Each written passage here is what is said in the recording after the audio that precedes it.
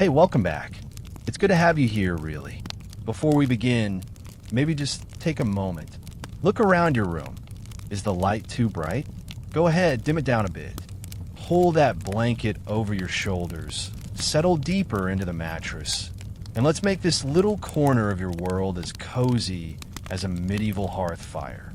Tonight, we're going to drift far back to a time when the difference between a peasant digging turnips in the mud and a nobleman feasting in a candlelit hall wasn't always as clear as you'd think. Or maybe it was, but people were just really good at pretending otherwise. Funny, right? The idea that someone scraping muck off their boots all day could, with just the right lie and a bit of wax, suddenly be Lord so-and-so. But hey, let's not rush. Picture this. A tiny village, the air smelling faintly of damp hay and wood smoke. Somewhere inside a creaky cottage, there's a single candle flickering on a rough wooden table. You can almost hear the tiny hiss of its flame as it dances in the draft that slips through the cracks in the walls. And sitting there, hunched over scraps of parchment, is our cunning little peasant. Call him whatever you like. Maybe John the turnip farmer, tired of muddy boots, of bowing and scraping. Maybe John wants more. He wants to be Sir John. And he's not the only one. Back then, your life could change completely if you convinced just the right person.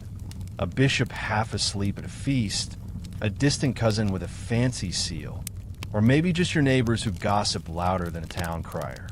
Can you imagine it?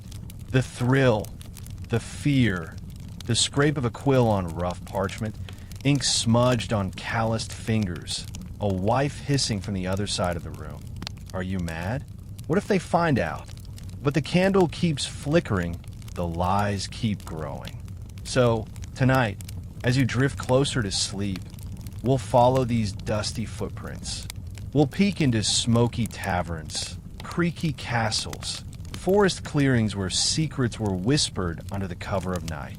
We'll hear the gossip echoing in drafty halls, the hush of bribes changing hands, the sly wink of a monk who knows exactly what you're up to and doesn't mind. It's going to be slow and soft, and maybe, just maybe, by the time we're done, you'll find yourself dreaming of dusty family trees, half-finished coats of arms, and the sweet, smoky scent of old parchment warmed by candlelight. All right then, pull that blanket a bit tighter. Listen to the rain, or pretend there's rain tapping gently on your window. And let's begin this strange little story of how ordinary people fake their way into castles they could never afford to build, dining halls they'd never been invited to, and titles they could never truly claim. Ready? Good. Next, we'll see just how noble nobility really was. Hey, welcome back. I'm glad you're here tonight. Before we begin, maybe do me a little favor. Go ahead, dim the lights just a bit more. Pull that blanket up around your shoulders. Let the days slip away while you settle into the warmth of your bed. There you go. It's just you and me now, and a story that, well, might make you appreciate your bathroom more than ever. Tonight, we're going to drift back, way back, into a time when the idea of indoor plumbing was as far-fetched as flying to the moon. A time of stone castles perched on damp hills, crooked timber houses lining muddy streets, and people who smelled, well, let's just say, earthy. And tonight, we're not talking about feasts or justs or royal banquets. No, we're talking about what came after the banquets. What really happened when nature called in the Middle Ages. Picture the echo of your own heartbeat in the dark. Stone corridors of a medieval keep. Somewhere nearby, a moat laps lazily against mossy walls. A cold wind sneaks in through a crack in the shutters. And deep inside this fortress of ancient stone, tucked away in towers and tiny alcoves, lies the medieval toilet. Or as they like to call it, the garderobe. Romantic, isn't it? Maybe you can almost smell it. Damp wood, old straw, something slightly sour in the air. Don't wrinkle your nose just yet. We've only just begun. So settle in. Let your mind drift. No rush. No need to hold anything in, pun intended. Just let your breathing slow down while I whisper these murky, mucky little secrets of the past. It's going to be quite a ride. And don't worry, none of this smell is real tonight. It's just us, safe in our beds with pillows and blankets that smell fresh and clean. So close your eyes if you like. Let the shadows of stone castles and bustling medieval streets appear behind your eyelids. And thank you for trusting me to bring you to this stinky corner of history. Ready? Let's step carefully. Watch your shoes. And off we go. So, here's the curious part. You'd think that back then, being noble was something you either were or you weren't. Like a mark on your forehead at birth. Some shimmering royal blood that glowed in your veins whenever you lifted a goblet of wine. But no, turns out the line between mud and velvet was a lot blurrier than the official stories would have you believe. Imagine this. You're standing on the edge of a rutted dirt road, boots caked in last night's rain. Ahead of you, on a small rise, there's a stone manor. Not a grand castle with soaring turrets and banners flapping dramatically in the wind. Just a squat, drafty house with a half-fallen curtain in the window and a rickety stable leaning to one side. And inside, behind those walls, the lord of the manor sits picking at a bowl of cold stew, worrying over debts that could drown him by winter's end. He calls himself Lord, sure, but his great-grandfather? A tenant farmer. Or maybe a mercenary who got lucky, looted a corpse on a battlefield, and came home with enough coin to buy himself a scrap of land and a fancy new name. See, in those days, it wasn't all shining knights and silk gowns. Half the local lords were barely scraping by, praying that no one looked too closely at their family tree. And they were just as desperate to hold onto the fragile idea of being better than the muddy folk working their fields. You can almost feel it, can't you? The tension in the air when these so-called nobles walked through the village. Heads held high, noses twitching at the smell of cow dung, trying to act like they were made of finer stuff. And yet, they'd send their sons to marry the daughters of richer peasants, trade a cousin's hand in marriage for a flock of sheep, or bribe the local priest to discover a long-lost noble uncle. Anything to keep that thin veil of blue blood draped across the manure heap. Picture an old dinner table in one of these manor houses. The rushes on the floor stink of mildew. A small dog snoozes under the bench, fleas hopping from his back onto rough wool stockings. The candles flicker low, dripping wax onto pewter plates. Each plate dented, not polished like the fancy folk in the capital would have it. The Lord, maybe he's called Sir Robert, mumbles about taxes and frets that the neighboring baron might claim his land if he can't prove his family's noble enough. His wife, weary eyes sunk deep in her pale face, hums a lullaby to herself, her mind miles away, drifting toward the memory of when her father was just a miller's boy. Meanwhile, in the village below, the folks tilling the fields watch all this with a knowing look. They know exactly how thin the barrier really is. They gossip about how Sir Robert's great-uncle was probably born in the hayloft. Rumor has it he wasn't even the rightful heir, but a stable boy taken in when the last heir died of some miserable fever. It's all so deliciously fragile, isn't it? The idea that your entire world could shift with one whispered secret, one missing scrap of parchment, or one coin slipped into the right palm. Nobility, for many, was as much performance as privilege, a costume you wore to keep the wolves from the door, or to keep your neighbors in awe, or to keep the tax man guessing. And it makes you wonder how much has changed, really? Even today, people stand on flimsy pedestals, propped up by stories they tell themselves and the stories they pray everyone else believes. Titles may look shinier now, but peel away the gold leaf, and underneath, you'll find the same calloused hands, the same ordinary hearts that beat like yours and mine. So next time you hear Lord this or Duchess that, think back to our friend Sir Robert, with his dented plate and mildewy rushes, desperately trying to keep his sheep from straying, his debts from growing, and his peasant from gossiping too loud. Think about how easily one rumor, one slip, could unravel it all. And while you do, pull that blanket a bit closer around your shoulders. Let your mind drift to that cold, drafty manor house on a muddy hill, where nobility was often nothing more than a shaky fence between hunger and hope. Next, let's creep into the flickering lamplight of a village cottage, where one clever peasant is about to discover the fine art of the fake seal.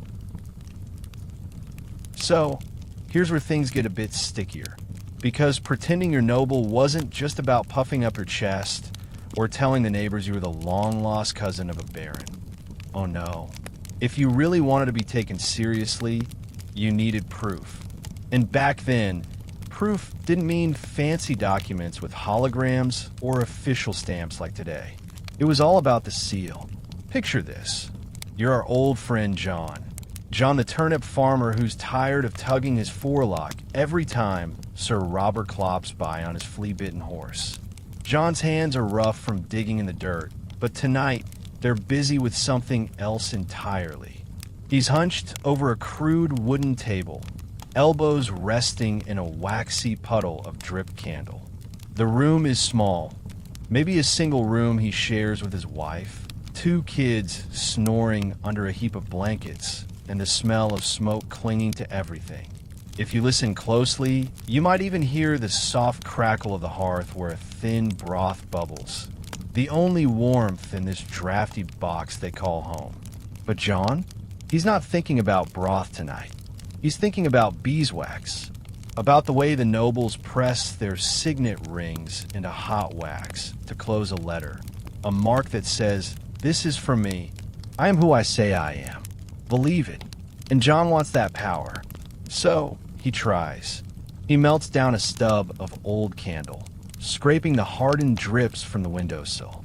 He takes a hunk of wood, maybe from the stump out back, and carves it with a rusty knife. The knife is dull, so each line is jagged, and the more he squints in the flickering light, the worse it gets. He mumbles curses under his breath, pricks his finger once, twice. A drop of blood stains the wood. But hey, maybe that just makes it more authentic, right? Imagine the scratch of his blade as he tries to carve a lion. The lion is everyone's favorite. Nothing says important family like a lion you've never met roaring across your fake coat of arms.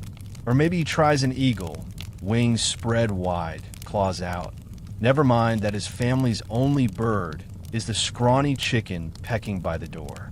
Meanwhile, his wife stirs under the blankets. She knows what he's up to. She rolls over, hair a tangled mess, and hisses through the dark. "John, you'll lose your head if the reeve catches you playing at Lord." But John just keeps carving, the tip of his tongue caught between his teeth in concentration. He's already imagined it. How he'll stamp this seal on a letter to the local priest or a petition to the sheriff. How he'll show it to that pompous tax collector who treats him like he's worth less than the pigs. And here's the thing, it just might work. Because seals were power. They were the one tiny, waxy thing that made words official. A bit of warm wax, a press of wood or metal, and suddenly you could swear you were descended from Charlemagne. No one in the next village over could prove otherwise. Who'd question it? Most folks couldn't read anyway. They'd see the mark and hush their doubts, telling themselves, well, the seal says so. Imagine the first time John tries it out. He scrawls some clumsy Latin, enough to look official, and folds the scrap of parchment, still warm from his sweaty hands. He drips the wax, presses his homemade seal, and holds it up to the candlelight. It looks crooked, childish, but in the dancing glow, it almost feels real. Next morning, he tucks that letter into his tunic, walks to the priest's house, every step echoing in the dawn mist. His boots squelch through the mud. Chickens scatter. When the priest opens his door, blinking against the chill, John stands there with his hat in hand, heart thumping like a drum. He holds out the letter, wax seal catching the pale sun.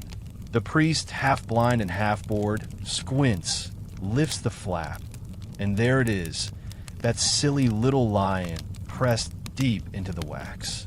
Does the priest believe it? Maybe. Or maybe he knows exactly what John's up to. But what does he care? A few extra coins for the church roof.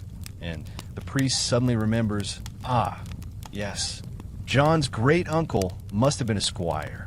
I'd nearly forgotten. See how easy it is. A blob of wax, a scrap of carved wood, a flicker of courage when the candle burns low and the children snore. That's all it took for someone like John to claw his way up the ladder, one shaky rung at a time. So next time you see an old medieval seal in a museum, under glass, lit dramatically, remember it might not have been pressed by a mighty lord in a grand castle. Maybe, just maybe, it was carved by a farmer with mud under his nails and a dream too big to fit inside his crooked little cottage. And while you hold that thought, stretch your legs under your blanket. Let your eyelids flutter a bit heavier. There's more to this game than wax and wood, you know. Because what good is a seal without something juicy to stamp it on? Next, let's slip into the musty corner of a scriptorium, where monks scratch out truths and lies alike, and learn how a few lines of ink could turn a pig farmer into a lord. All right, settle in, will you? Hold the blanket closer to your chest. Maybe let your hand rest on the pillow like a bookmark for this drifting story. Because if the fake seal was the farmer's first foot in the door, the parchment was the key to the entire castle. Imagine it. Back then, paper was no casual thing. It was parchment, animal skin scraped and stretched and smoothed until it felt almost silky to the touch, like tracing your fingertip over an old scar. It smelled faintly of fat and dust, sometimes sharp with the tang of ink that had soaked too deep. And for most people like our dear John, with his new, crooked seal, parchment was magic. Words on a page meant permanence, proof, power. So picture John now, stepping into the hush of a tiny scriptorium at the edge of the village. A squat stone room that smells of old books, cold stone, and a trickle of candle smoke. The monk inside, Brother Thomas, has a bent back and ink stains creeping up his sleeves. His quill scratches, tiny noises like insects in the night. He pauses only to blow gently on a page, drawing the loops of Latin letters that will outlive both him and the poor souls whose names they carry. Here's where it gets interesting. Brother Thomas, he doesn't really care if the stories are true. Maybe he squints at John over his spectacles, sees the hope trembling behind that rough exterior, and thinks, well, no harm done.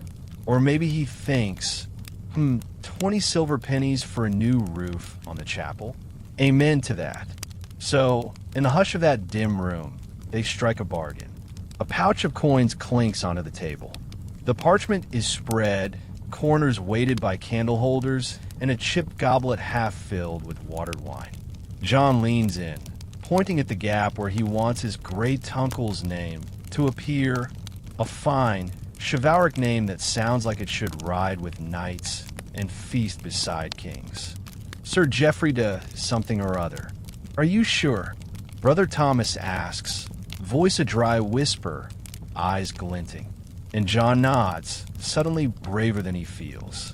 Because once this is done, once the ink dries and the wax seal stamps it closed, he's no longer John the peasant, but John the descendant of Sir Geoffrey, gallant crusader, cousin to someone who probably never existed. Now imagine the quill. It scratches slow and steady. Letters unfurl like vines across the page. The monk's breath rattles in his chest. The candle guttering beside them pops now and then, tiny sparks leaping toward the low ceiling beams. Outside, an owl hoots.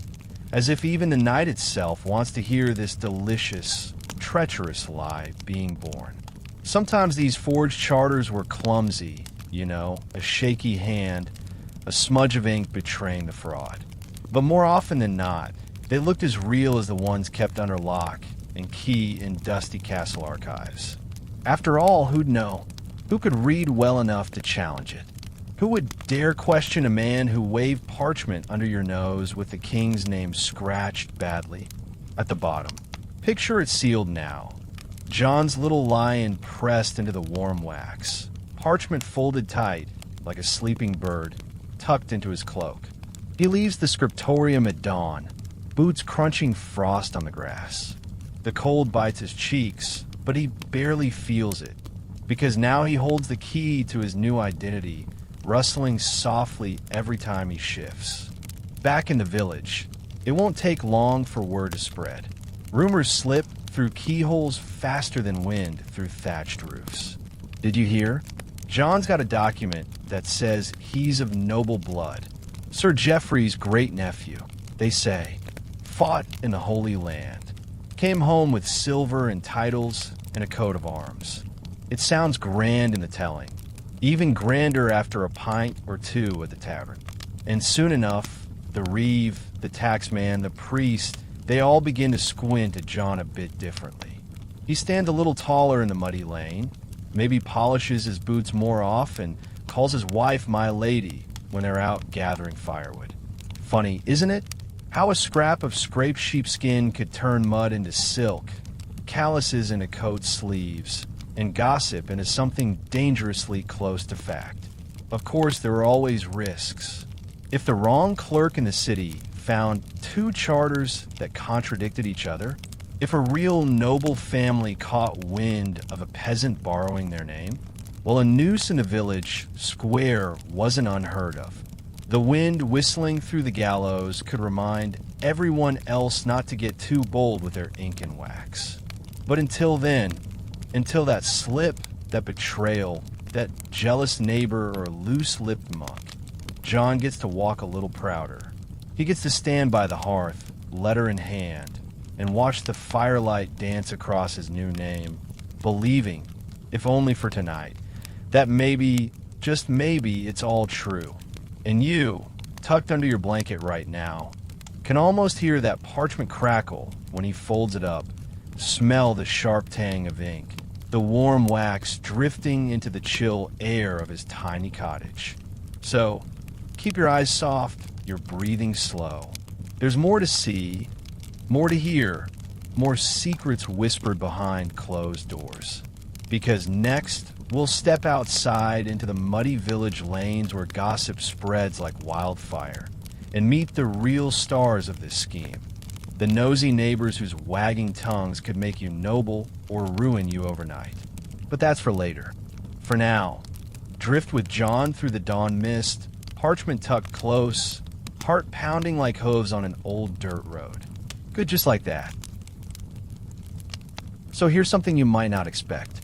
In a world without newspapers, TikTok, or whatever rumor mill you carry in your pocket today, there is only one sure way for news, real or fake, to bloom into something bigger, the village gossip.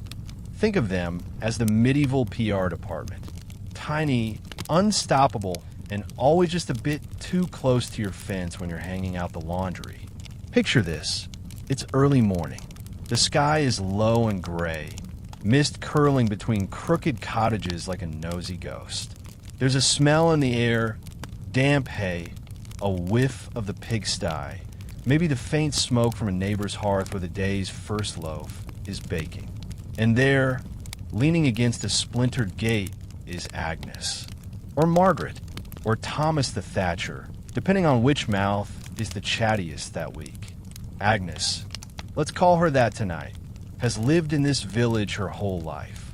She knows whose cow is barren, who sneaks out after dusk, who owes the tanner 3 pennies and hasn't paid in years.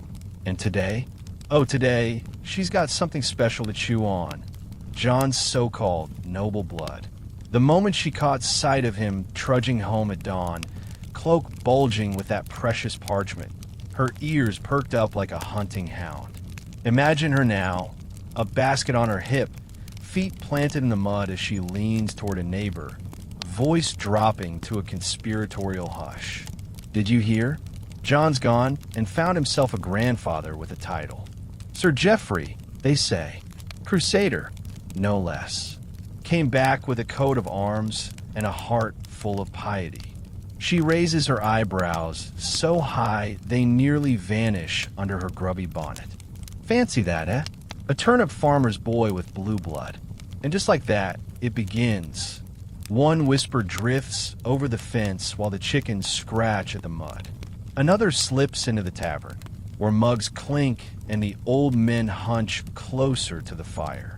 Someone repeats it, a little grander now, maybe adding, I heard his great-uncle rode with Richard the Lionheart himself. By the time the tale reaches the Reeves' wife, John's practically royal. But here's the curious part. Gossip is double-edged. It can lift you up or drag you back down into the dung heap you crawled from. So John knows he needs Agnes on his side. Maybe he passes her an extra loaf of barley bread when the harvest's good. Maybe he lets her chickens peck in his garden now and then. Small gestures, tiny bribes really, but worth every crumb if it keeps her tongue wagging the right way. At night, by the hearth, John and his wife sit close, voices low. Do you think they believe it? She asks, twisting the hem of her apron. And John, who still feels the parchment rustle like a heartbeat inside his tunic, says, doesn't matter if they believe it all. They only need to wonder. Wonder enough that the tax collector thinks twice. That the priest gives us a place closer to the altar. That Sir Robert's steward tips his hat when he sees me coming. Outside their door, the story grows legs. Agnes repeats it to the miller's wife, who repeats it to the tanner, who mutters it to the traveling peddler swapping gossip for eggs. And when the peddler wanders off down the rutted road, he carries John's name to the next village and the next, like an old leaf caught in the wind. Can you picture it? The sheer, unstoppable spread of it. Rumors slipping through every crack in every wall, fluttering like bats in the rafters. It's not all hushed voices either. Sometimes it's loud. Sometimes it's the big, booming laugh of a drunk at the tavern, banging his mug on the splintered table. John the turnip lord. Give him a goblet and call him Sir Root.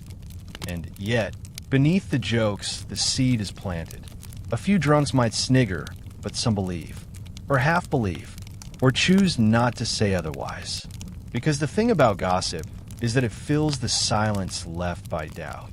When there are no written records, no ironclad proof except one fragile parchment and a dodgy seal.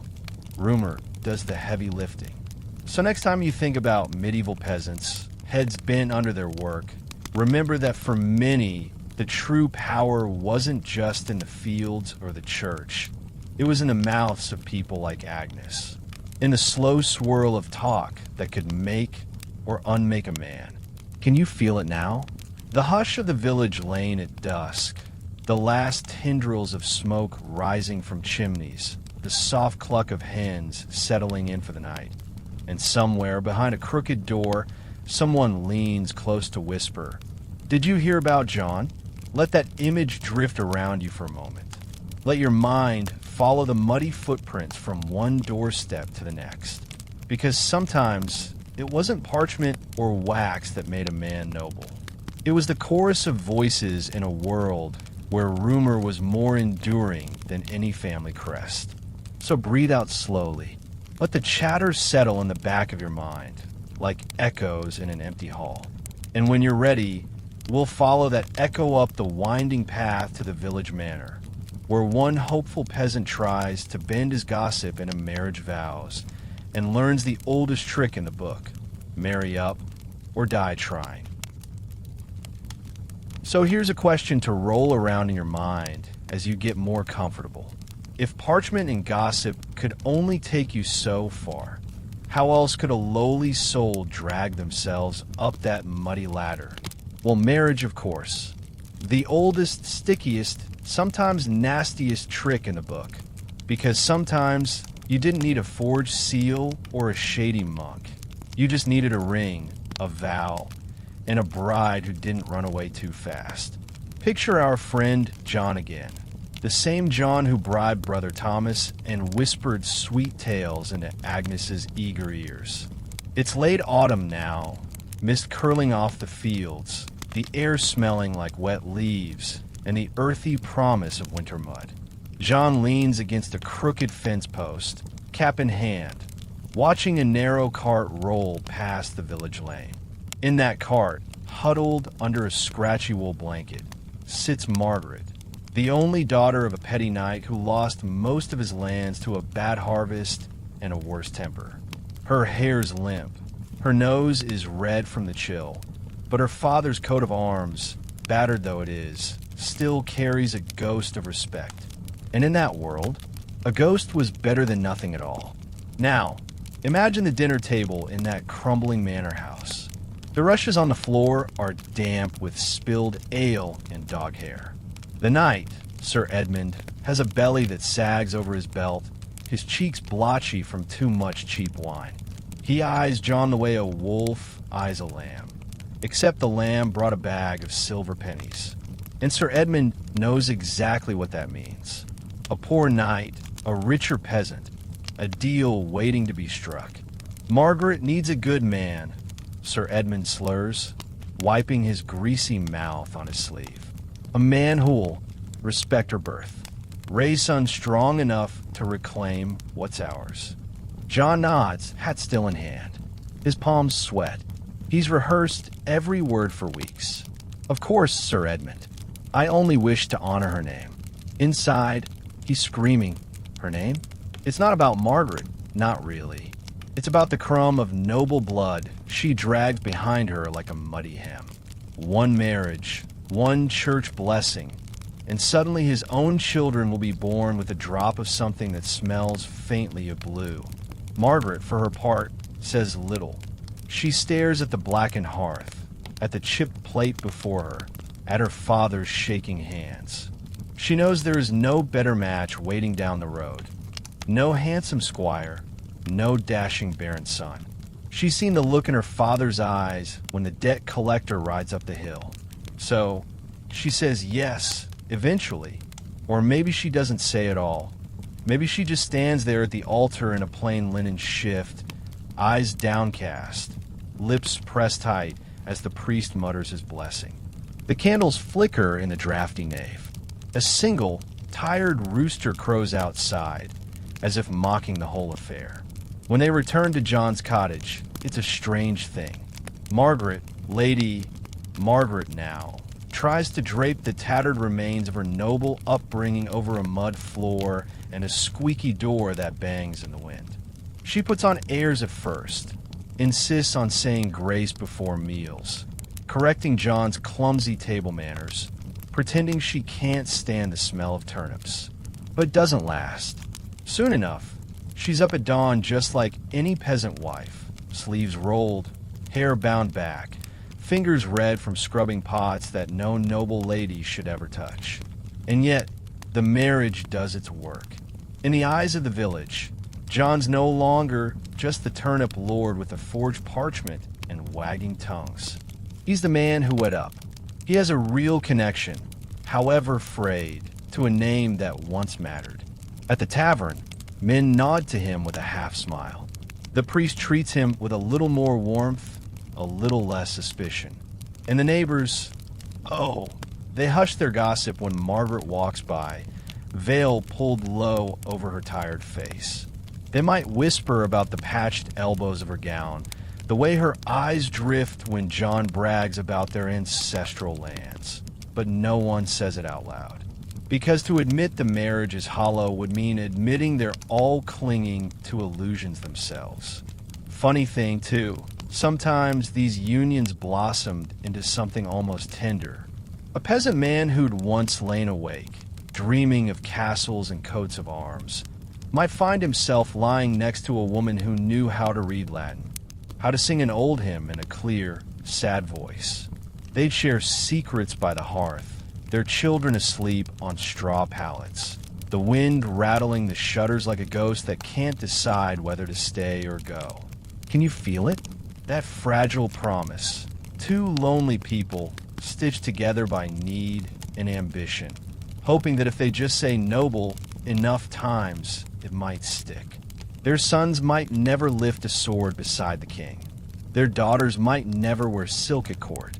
But maybe, just maybe, their grandchildren would have a better roof, a sturdier door, and a place at the table where no one remembered the mud clinging to the boots that built it all.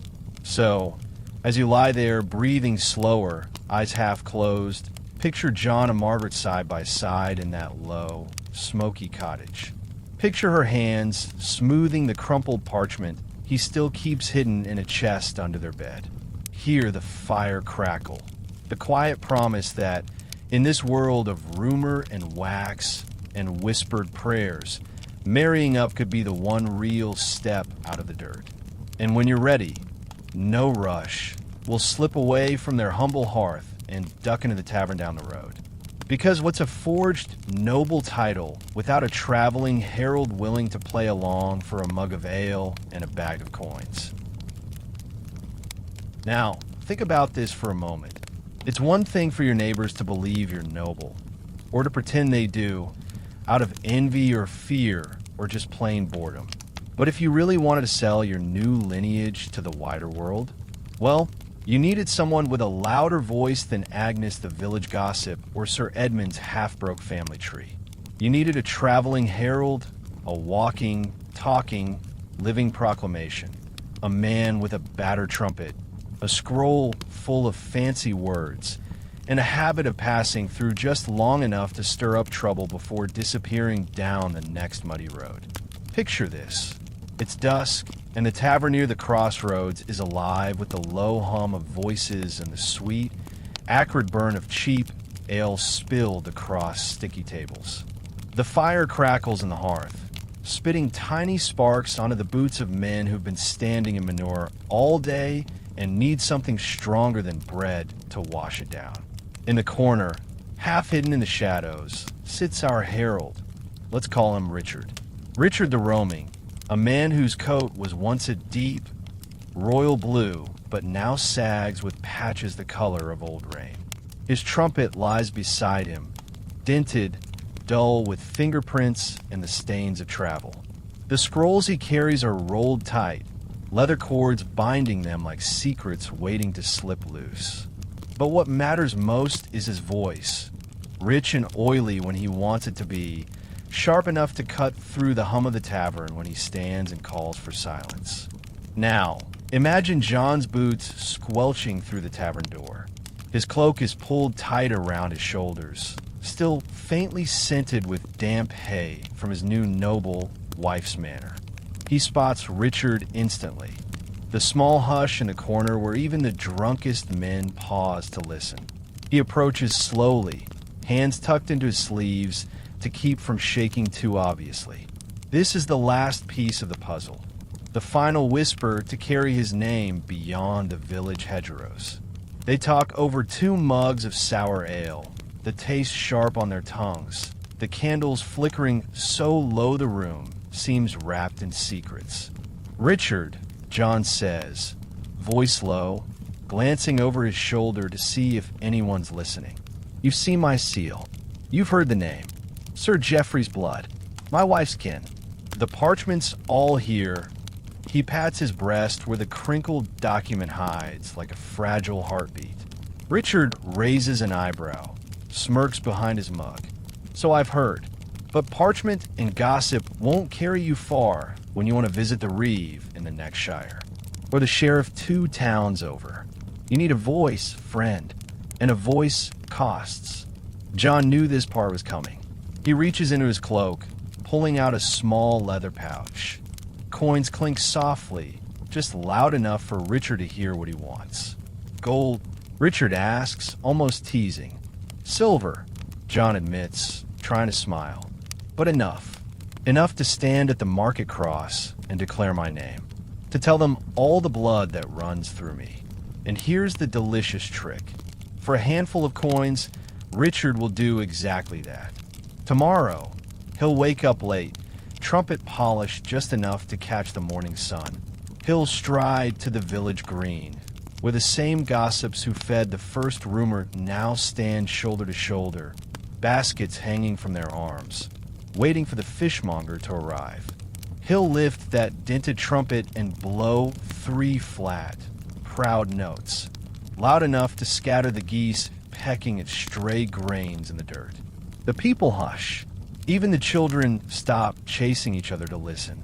Unfurling his scroll, Richard clears his throat and booms. By order of noble lineage and the grace of God above, let it be known that John, husband of Lady Margaret, descendant of Sir Geoffrey of old, shall henceforth be recognized as a man of standing, of coat and arms, of rightful blood and fair claim to his lands. The words roll across the muddy square like thunder rolling over low hills. Agnes, basket hooked in the crook of her arm, nods sagely, as if she's always known. The miller's boy stares, mouth hanging open. A passing tinker raises his hat, uncertain if he should bow or laugh. And John stands to the side, head high, chest swelling with every syllable. The same parchment pressed against his ribs, the ink smeared where he's traced his finger over the letters too many times to count. Of course, Richard's voice might waver now and then. He might slip in a new flourish for extra coin, a battle Sir Geoffrey never fought, a coat of arms with lions instead of weasels. Who would check? Who would dare? Later that night, in the same smoky tavern, Richard will pocket his silver and drift on, trumpet strapped to his pack, scrolls hidden among moth-eaten clothes. He'll carry John's story with him, drop it in a new village a few miles down the road, perhaps for a few coins more from a different hopeful peasant.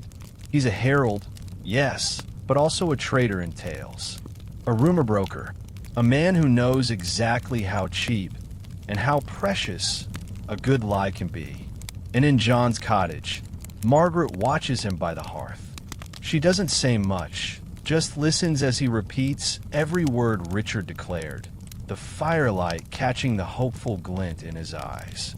Outside, the geese settle back into their nests. The muddy square falls silent, and the village slips into sleep.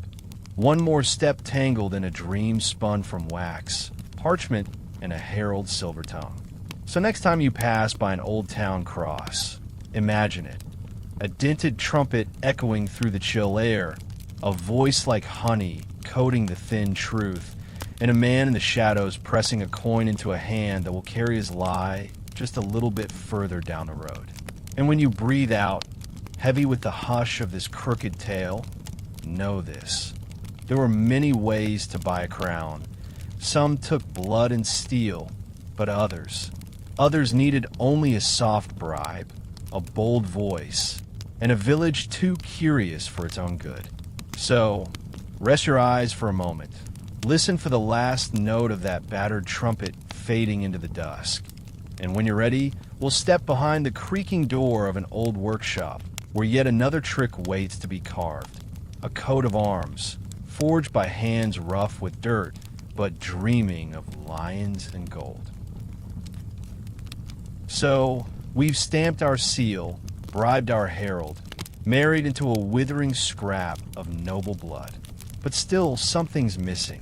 Because in this world of stained glass churches and smoky manor halls, a true noble had a badge, a symbol that told every gossip, tax collector, and half-blind scribe exactly who they were dealing with. A coat of arms, a lion roaring from a shield, a stag leaping through an orchard of imaginary apples, a band of stripes and crosses that said, "I belong here. I have always belonged here." Or at least, that's the story you wanted them to believe. Picture John again, our bold, calloused dreamer, standing in the corner of his dim cottage, an old battered chest cracked open before him. Inside, scraps of cloth, half a candle stub, the edge of his precious parchment peeking out like a guilty secret. Tonight, though, he's not reading. He's sketching, a sliver of charcoal pinched tight in his fingers, tongue caught between his teeth, candle sputtering as wax drips onto the page. The page is rough, not the smooth, fancy parchment he paid Brother Thomas for, but something closer to butcher's wrapping, coarse, flecked with grit. But it'll do, because this is where he'll draw the family's new face. Imagine the hush of that room. Margaret snores softly under their threadbare blanket, one hand curled under her cheek. The baby, if they have one, lets out a hiccuping sigh. Outside, an owl calls, its cry echoing off the low walls of the village. And John? He drags the charcoal across the page, tries a lion first, because of course a lion says power, but the mane comes out lopsided, more like a mop than a king of beasts. He tries an eagle, but its beak curves too wide, eyes too big, looking more like a startled chicken than the fierce predator he imagined. So he starts again. A stag? Too common. A boar? Too wild. What will the neighbors say? Finally, he lands on something simple enough. 3 stars above a chevron, flanked by 2 crude flowers that might pass for roses. It doesn't roar, doesn't fly, doesn't charge into battle, but it feels safe, believable, modest enough that no real baron's grandson will come riding up demanding to see receipts for the bloodline. Now the real trick begins. The local smithy knows a bit about shield work, mostly rough repairs for the Reeves' battered men-at-arms. So John finds him at dawn, as the first pale light creeps across the forge, glinting off rusted nails and broken horseshoes. They stand there, breath steaming in the chill, the smell of burnt coal curling around them. John's voice is careful. "Come, I need this painted on a buckler," he says, showing the rough sketch. The smith squints at it, wipes his sooty hands on his apron. "You're a noble now, John?" he asks, half smirk, half warning. John smiles thinly, pressing a coin into the man's hand. "Doesn't matter what I am. Just matters what they see when they knock on my door." By the week's end, the buckler hangs proudly on the cottage wall. Rough wood, iron rim, and that wobbly crest painted in thick, oily strokes. 3 stars, chevron, roses, a banner for a lie that's grown roots deeper than the turnips ever did. But the coat of arms is more than decoration. It's theater. When the Reeve rides by to collect taxes, John stands in the doorway, shield propped beside him, eyes steady, back straight. The Reeve frowns, squints at the crest. He can't quite remember seeing it before. But who is he to question a man with parchment, a seal, a herald's song, and now this painted badge glinting in the morning light? Even Margaret plays her part. When a neighbor's wife drops in with eggs or gossip, she gestures casually to the shield, lets her eyes rest on it just long enough for the visitor to feel the weight of importance. She folds linens near it, hums a hymn once taught by her father's housekeeper, as if she's always been Lady Margaret of the 3 stars. And the neighbor? She nods, curtsies, tries not to stare too long, but you can be sure she'll carry every detail of that painted buckler back down the lane. Funny thing, too, sometimes these fakes got carried away. A child might scratch the crest into a barn beam, passing the family mark to the next generation. A cousin might sew it onto a cloak, bold as brass, wearing it to the next village fair. And once the symbol lived beyond the buckler, in rumor, in memory, in scribbled tavern signs, it almost became real. Because if enough people repeated the same story, who'd stand up to say, "I think your lion's more chicken than king." So now, as you lie there, eyes fluttering heavier with each breath, imagine John standing before that painted shield. One hand pressed to the rough wood, the other tracing the stars, the chevron, the flowers, each stroke a wish, a gamble, a promise that maybe someday someone would forget it was ever forged. Listen to the hush of the forge long gone cold, echo of the blacksmith's hammer stilled, the brush bristles stiff with dried paint. Feel the weight of that little lie hanging on the wall, heavier than iron, stronger than truth, guarding the cottage like a faithful dog that doesn't know it's made of wood and wishful thinking. Next, we'll leave the painted crest behind and follow John down a rutted road to a field where mud meets metal. Because if parchment, gossip, marriage, and paint still weren't enough, there was always one last way to win your spurs. Picking up a sword and becoming a peasant turned knight for hire. But that story can wait until your eyelids grow heavy enough to drift deeper. So, let's say you're John. You've scraped your fingers raw forging parchment and seals. You've bribed the gossip, paid off the herald, married into a name worth more than your cottage roof. You've even hung a painted crest on the wall so your neighbors will nod and whisper behind their hands. But deep down, you know it's still just ink and rumor, fragile as a candle flickering in a drafty hall. What you really need now is proof that breathes, bleeds, and clangs against steel. You need a story with scars. And so, you pick up a sword. Picture the dirt path at dawn, ruts full of last night's rain, the smell of wet hay, and your own breath misting in the cold. John trudges behind a band of rough men, not noble knights with gleaming plate and chargers fit for parades, but mercenaries. Men with dented helms, half-rusted mail, mismatched boots, all bound together by coin and hunger more than any code of chivalry. They're headed for a petty feud, a land squabble between two lords who can't agree which patch of forest belongs to which dying manor. Somewhere out there, a local baron's son has gathered a gaggle of hired blades to swing rusty swords and shout about honor. John is just another body in the ranks, but a body with a plan. Imagine him sitting by a smoky campfire on the eve of the fight, his new lordly buckler propped beside him, the painted crest catching sparks as they drift up into the ink-black sky. He watches the others, a farmer's son with a slingshot, a butcher's apprentice clutching a chipped spear, an old poacher who says he once served in a real army, but can't quite remember which king. They pass around a wineskin that tastes of vinegar and regret, and John feels the weight of the sword across his knees, an old blade, edges notched like a woodcutter's axe. He tells himself he only needs to survive, not win, not become a hero, just stay alive long enough to come home with a new scar, a stolen story, a half-truth that will grow grander each time he repeats it. Next morning, the battle is a mess. Picture a field slick with mud, the clash of metal more panic than glory. Men slip, shields splinter, a horse breaks free and charges straight through a line of trembling boys barely old enough to shave. It's not some grand tournament. It's a scrappy brawl in the muck, each man fighting to grab a purse or a patch of land or the chance to boast he did more than dig turnips for a living. John swings wide, feels the blade shudder in his grip when it hits another. Mud splashes his face, his chest.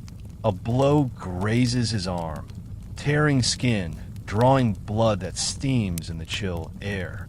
He stumbles back, heart thudding like a drum. And when it's over, when the baron's son limps away with half his men gone, the dispute settled by exhaustion more than any real victory. John stands in the churned earth, a bruise blooming on his jaw and blood drying sticky on his sleeve. But here's the magic. He survived. He limps back to the village with a split lip, a battered buckler, a rent tunic that can't quite hide the smear of dried red down his arm. He sits by the tavern hearth, wrapped in a thin blanket, telling the same story again and again. First, he says, "I was there." Then, "I struck down a squire." By the third telling, the squire becomes a knight, armored, fierce, roaring his challenge before John's blade found its mark. The neighbors lean in. The children widen their eyes. Margaret sits a little straighter at his side, smoothing the bruises on his cheek with a rag dampened in the hearth's glow. And outside the tavern door, the wind carries whispers to the next lane over. Did you hear? John's no mere peasant now. He fought beside nobles. They called him Sir John on the field. No one questions that the knighthood is more rumor than right. There's no king's charter, no gilt spurs, no royal feast to mark the occasion. Just a scar, a battered shield, a story too sweet to spoil with fact. And sometimes, more often than you'd think, that was enough. A local reeve might think twice before calling him a liar. A passing tax collector might bow a little deeper, mindful of the tale that John's sword arm has tasted blood.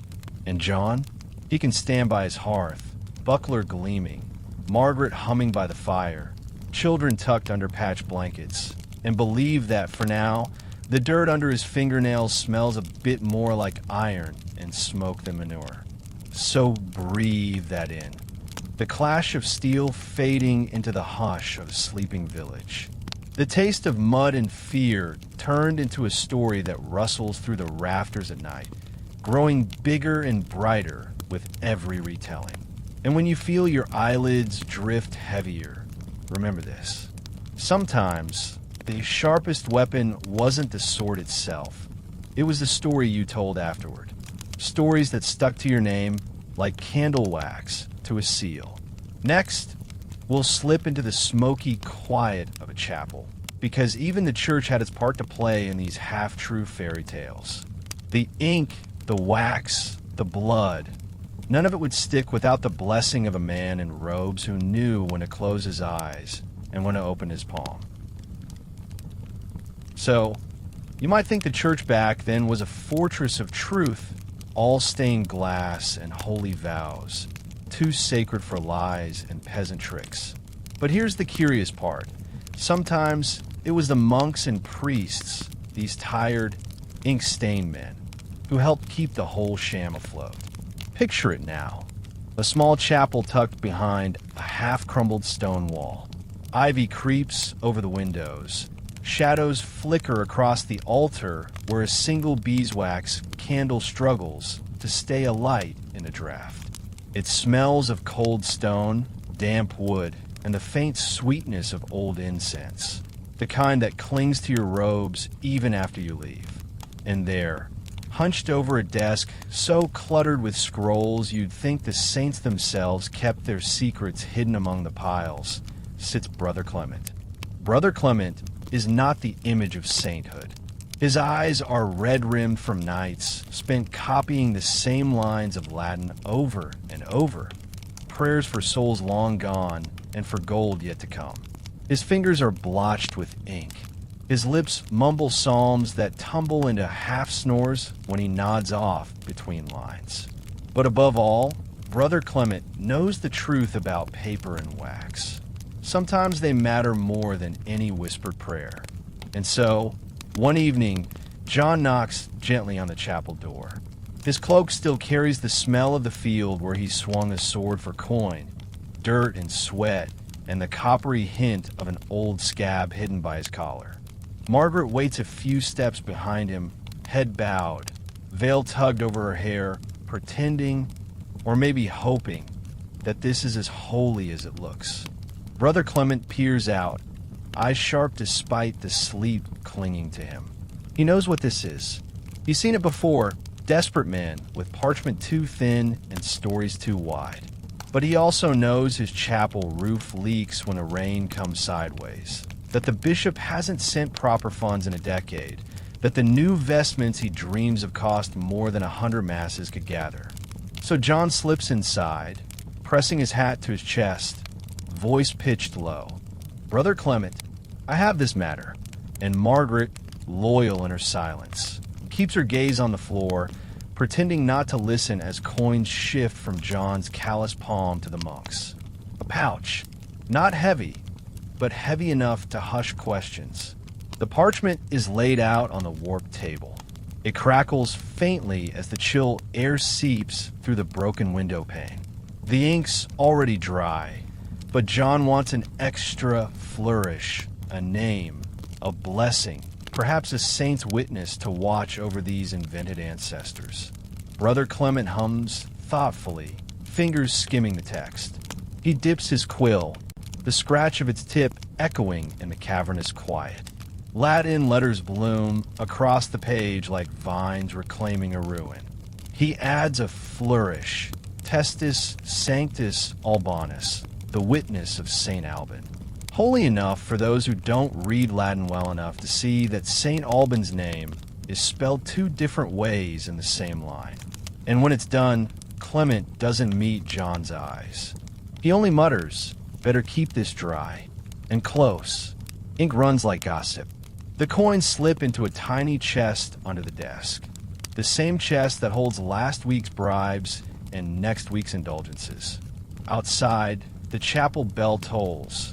Not for John, not for Margaret, but for vespers that no one has the breath to sing tonight.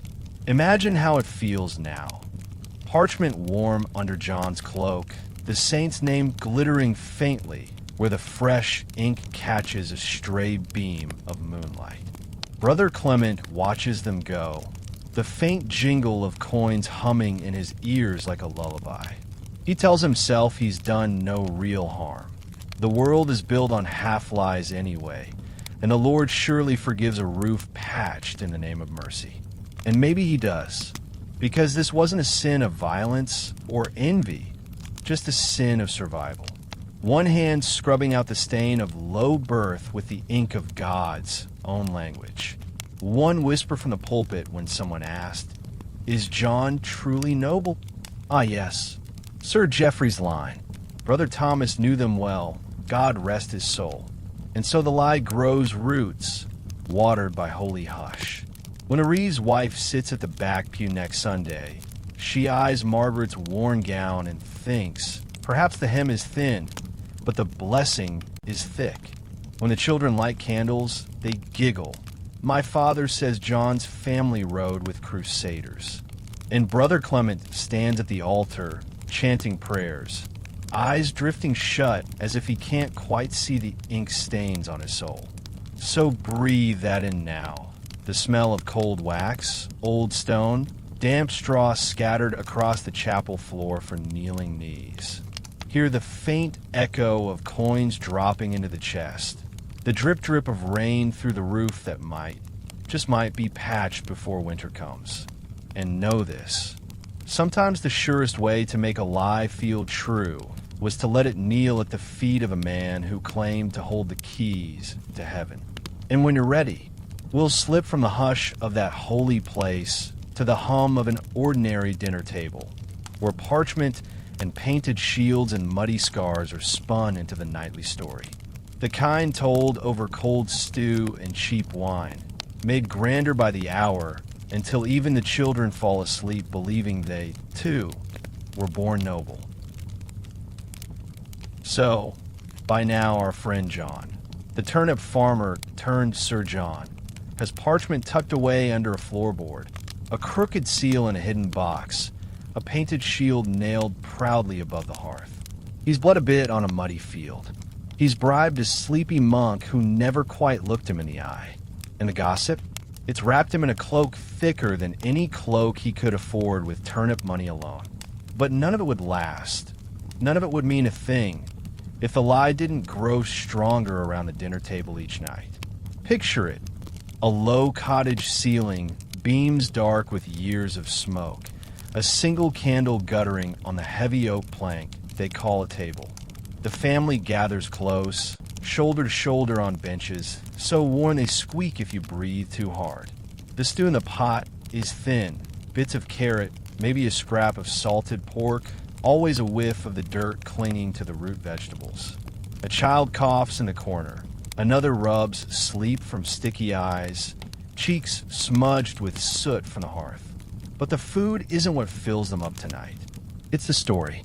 John sits at the head of the table, back straight, fingers tracing the rim of his dented wooden bowl.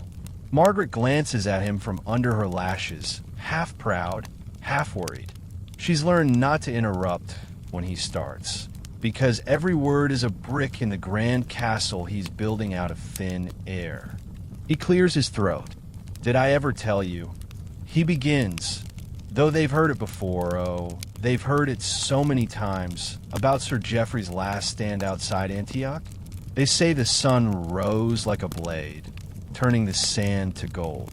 His hands lift, knuckles cracked and raw, but moving as if they've held a knight's standard on a holy field instead of a pitchfork in frozen mud. The children lean closer, eyes wide, spoons forgotten. They picture their father's ancestor riding beneath a crimson flag, armor shining, his voice carrying prayers that echoed off the stone walls of some faraway fortress none of them could ever pronounce.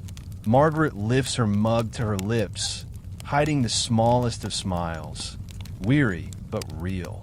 She knows that half the story is pieced together from gossip, bits overheard from the passing peddler, and old soldiers too drunk to remember the details. But tonight, it doesn't matter. Tonight, the cold draft whistling through the cracks in the shutters is held at bay by words thicker than mortar. Between mouthfuls of watery broth, John's voice rises and falls.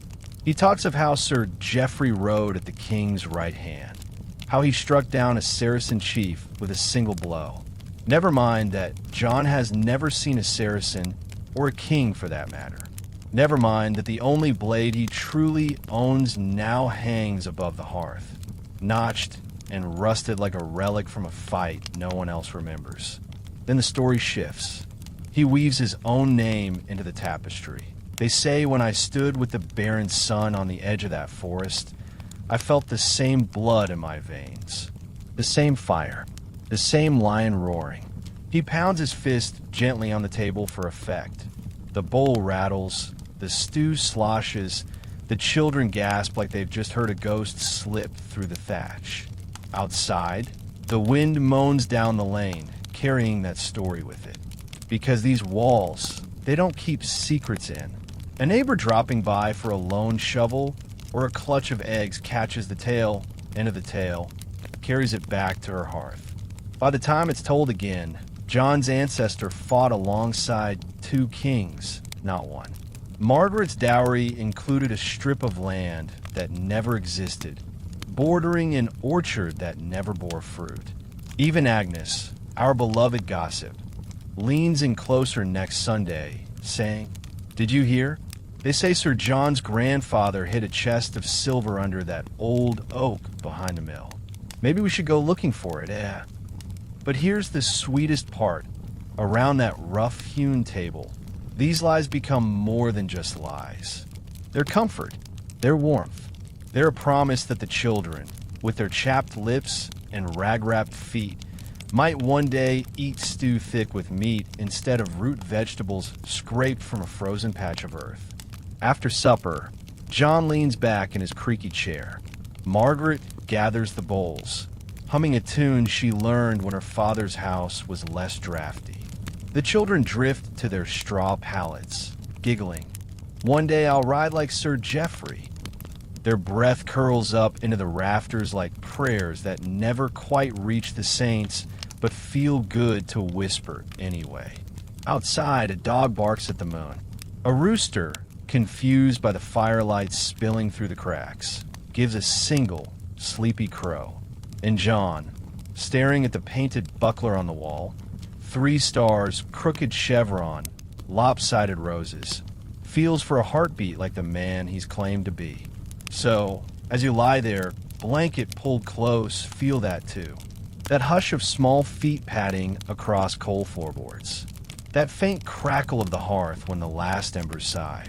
That unspoken wish that maybe stories told over cheap wine and stale bread could turn into something real if you just keep repeating them long enough. And when you're ready, no rush, take your time, we'll slip away from the table and out into the moonlit courtyard. Because every coat of arms, every dinner table boast, needed somewhere grand enough to show it off. Next, we'll wander into castles became Airbnb for fakes, where ruined halls and empty towers lent their stones to lies that grew taller than their turrets ever did.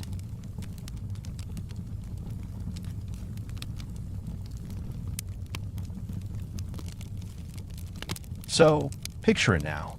Our friend John has done everything. Forged seals, bribed heralds, fought in a muddy scrap of a battle. Would a noble's fading name, bragged over bowls of soup until the children drift to sleep dreaming of banners and gold. But the final flourish, the thing that makes any lie feel bigger than the walls of a cottage, was stone. Old stone. Stone that whispered, "I've been here longer than you'll ever breathe." Back then, all across the countryside, castles weren't always grand halls brimming with banquets and knights in shining mail. Many were half-ruins, towers with roofs that leaked like sieves, crumbling gatehouses with weeds prying apart their flagstones. Some were ancestral homes that hadn't seen a true lord in a generation, just a caretaker or two, maybe a half-mad cousin minding a flock of goats in the courtyard. Perfect, really, if you were clever enough to see the opportunity. Picture John trudging up a narrow path one chilly evening. The village behind him, just a smear of hearth smoke in the dusk. Ahead, the old keep of Blackthorn Hall, or what's left of it. A broken wall leaning like a drunk, battlements gnawed down by time. The old oak door sagging off its hinges. It smells of moss, damp straw, and that ancient cold that settles into your bones when you stand too long among stones that remember plague, siege, and secrets better left in the dark. He brings Margaret and the children with him, pushing a rickety cart stacked with their blankets, battered chest, and the painted buckler, the 3-star chevron, and roses already chipped from hunter-proud boasts. At first glance, it's ridiculous. A peasant family huddling in the shadows of what was once someone else's glory. But here's the trick. People believed what they saw, and a ruin, if you squinted hard enough, could look like a throne. John's voice echoes in the hall that first night, bouncing off walls where once a banner might have hung. "Children, see this?" he says, palm brushing damp stone. "Our family's hall. Sir Geoffrey's stronghold when he returned from the Holy Land. The barons feasted here, right here, under this very roof." He points upward. The roof is mostly gone.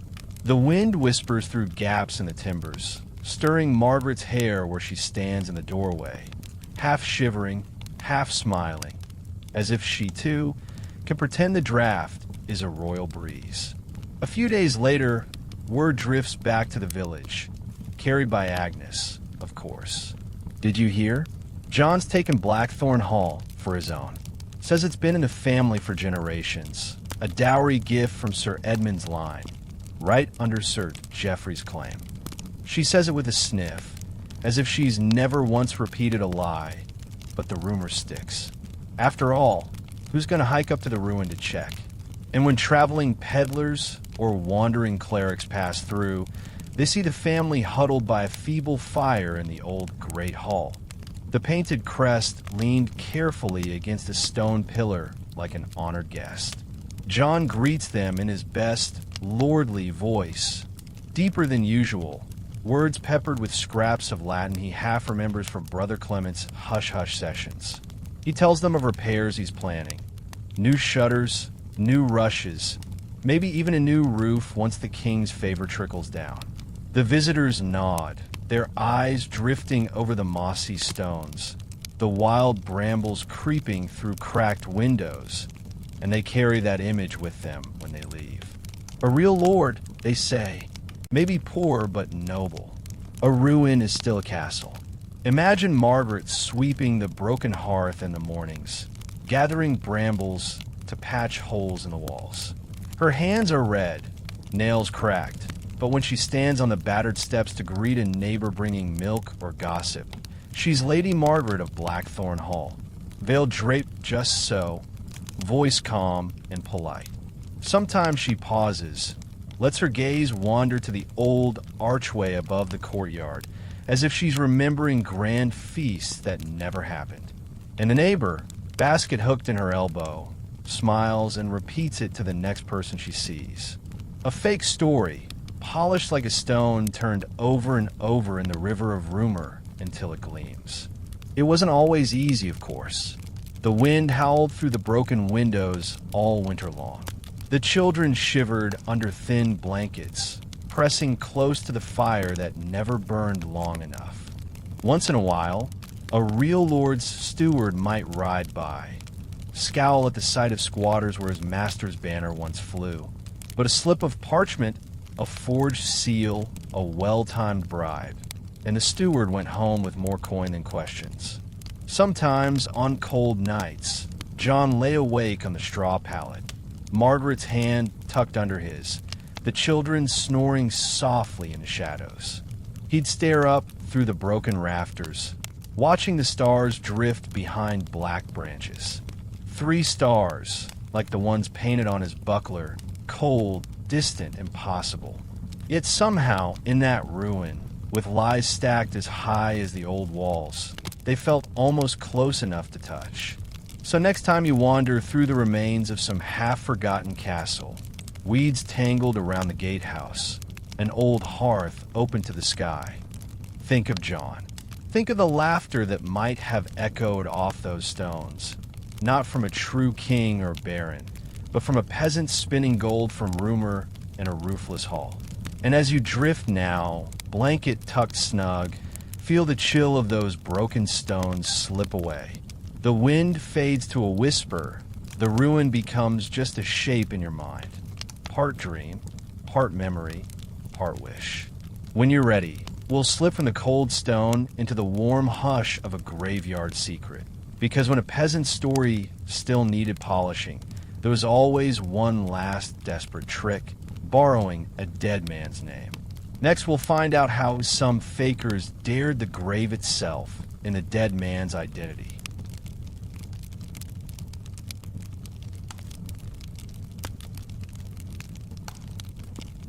So here's a secret. When parchment, gossip, a painted shield, and a ruinous castle still weren't quite enough.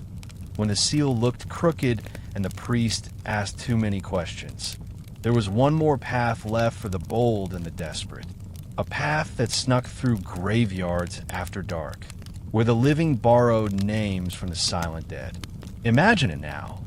John standing at the edge of a churchyard just before dawn. The mist hugs the ground, curls around the lichen-crusted stones like a cat winding through your ankles. It's quiet here, so quiet you can hear the tiny hiss of his breath, the soft crunch of frost on the grass beneath his boots. A handful of candles flicker behind the chapel's narrow windows, throwing weak light on Brother Clement, dozing through his prayers. In his pocket, John's fingers close around a scrap of old parchment, brittle, spotted with age. The ink so faded it looks like a bruise that won't heal. It bears a name that's lain under this soil for 20 years, Sir William de Ferrers. No true baron, not quite, but a name with just enough rusted shine that if you spoke it the right way, you could trick a reeve or frighten off a greedy taxman. Picture the small mound where Sir William rests. The grave is no grand marble affair, just a slanted slab, half swallowed by weeds, the letters worn soft by rain and the weight of forgotten prayers. John kneels beside it, glancing over his shoulder at the empty lane beyond the wall. He brushes away the moss with the side of his palm, tracing each letter as if hoping to catch a bit of its old strength under his nails. You can almost hear him murmur, "Forgive me, Sir William, but I need your name more than you do." A while back, he found a box of Sir William's letters hidden away in Blackthorn Hall's ruin, or so he claims. In truth, they came from a distant cousin's attic. Papers so old no one could say for sure if they were real, or just scribbles from some long-forgotten steward's hand. Brother Clement, half drunk on John's coins and promises, added a flourish of Latin to make the whole story breathe again. In the weeks that follow, the village hums with a new tale. John? Oh, didn't you hear? Turns out he's kin to Sir William de Ferrers. Rode with the king once. Left behind land in the north. All tied up in old charters, waiting to be reclaimed. Margaret keeps the letters in a wooden chest under their straw bed, tucked among wool blankets that smell faintly of damp stone and dried rosemary. Sometimes, when the children are asleep, she pulls them out and runs her fingers over the spidery script. She knows the truth, knows these words once belonged to a man who never met her husband, who never dreamed his name would rise again on the lips of peasants squinting at a crest nailed to a cottage wall. And yet, she smiles when she imagines the day their children might stand before a barren steward and say, "We are defarers by blood. Here, see for yourself." But it wasn't always so tidy. Borrowing the dead carried its own kind of risk. Once, a steward came sniffing around, a weasel of a man with ink stains on his cuffs, a nose sharp enough to sniff out moldy secrets in the folds of a ledger. He asked too many questions. Where did Sir William die? Where were his lands exactly? Why had no true heir come to claim them before now? Picture John in that moment, sweat prickling under his rough tunic, Margaret's hand trembling as she pours the steward a mug of thin ale. He rolls out the old letters like a dice cup full of loaded bones, spinning a new tale for every doubt that slithers across the steward's furrowed brow. When that didn't satisfy the man, a small pouch of coins slipped into the steward's bag. Not enough to make him forget entirely, but enough to make him shrug. After all, a dead man can't protest, and the living have bread to buy. Funny thing is, it worked more often than you'd think. A name chiseled into stone was worth more than any blood you could show in your veins. And when the wind howled through the graveyard gates at night, it carried that lie like a half-remembered him. In the village, they still whispered, "John's kin to Sir William, you know." Buried up at the old church, he stand watch over them. I hear protects the family. Brave man, that's Sir William. No one ever asked what Sir William would think of his name nailed to a cottage door alongside the painted crest and crooked parchment. No one ever wondered if the bones shifted restlessly under their blanket of dirt. And sometimes on the coldest nights, John himself wondered. He'd wake with a start. The fire in the hearth burned low, Margaret's breath soft beside him.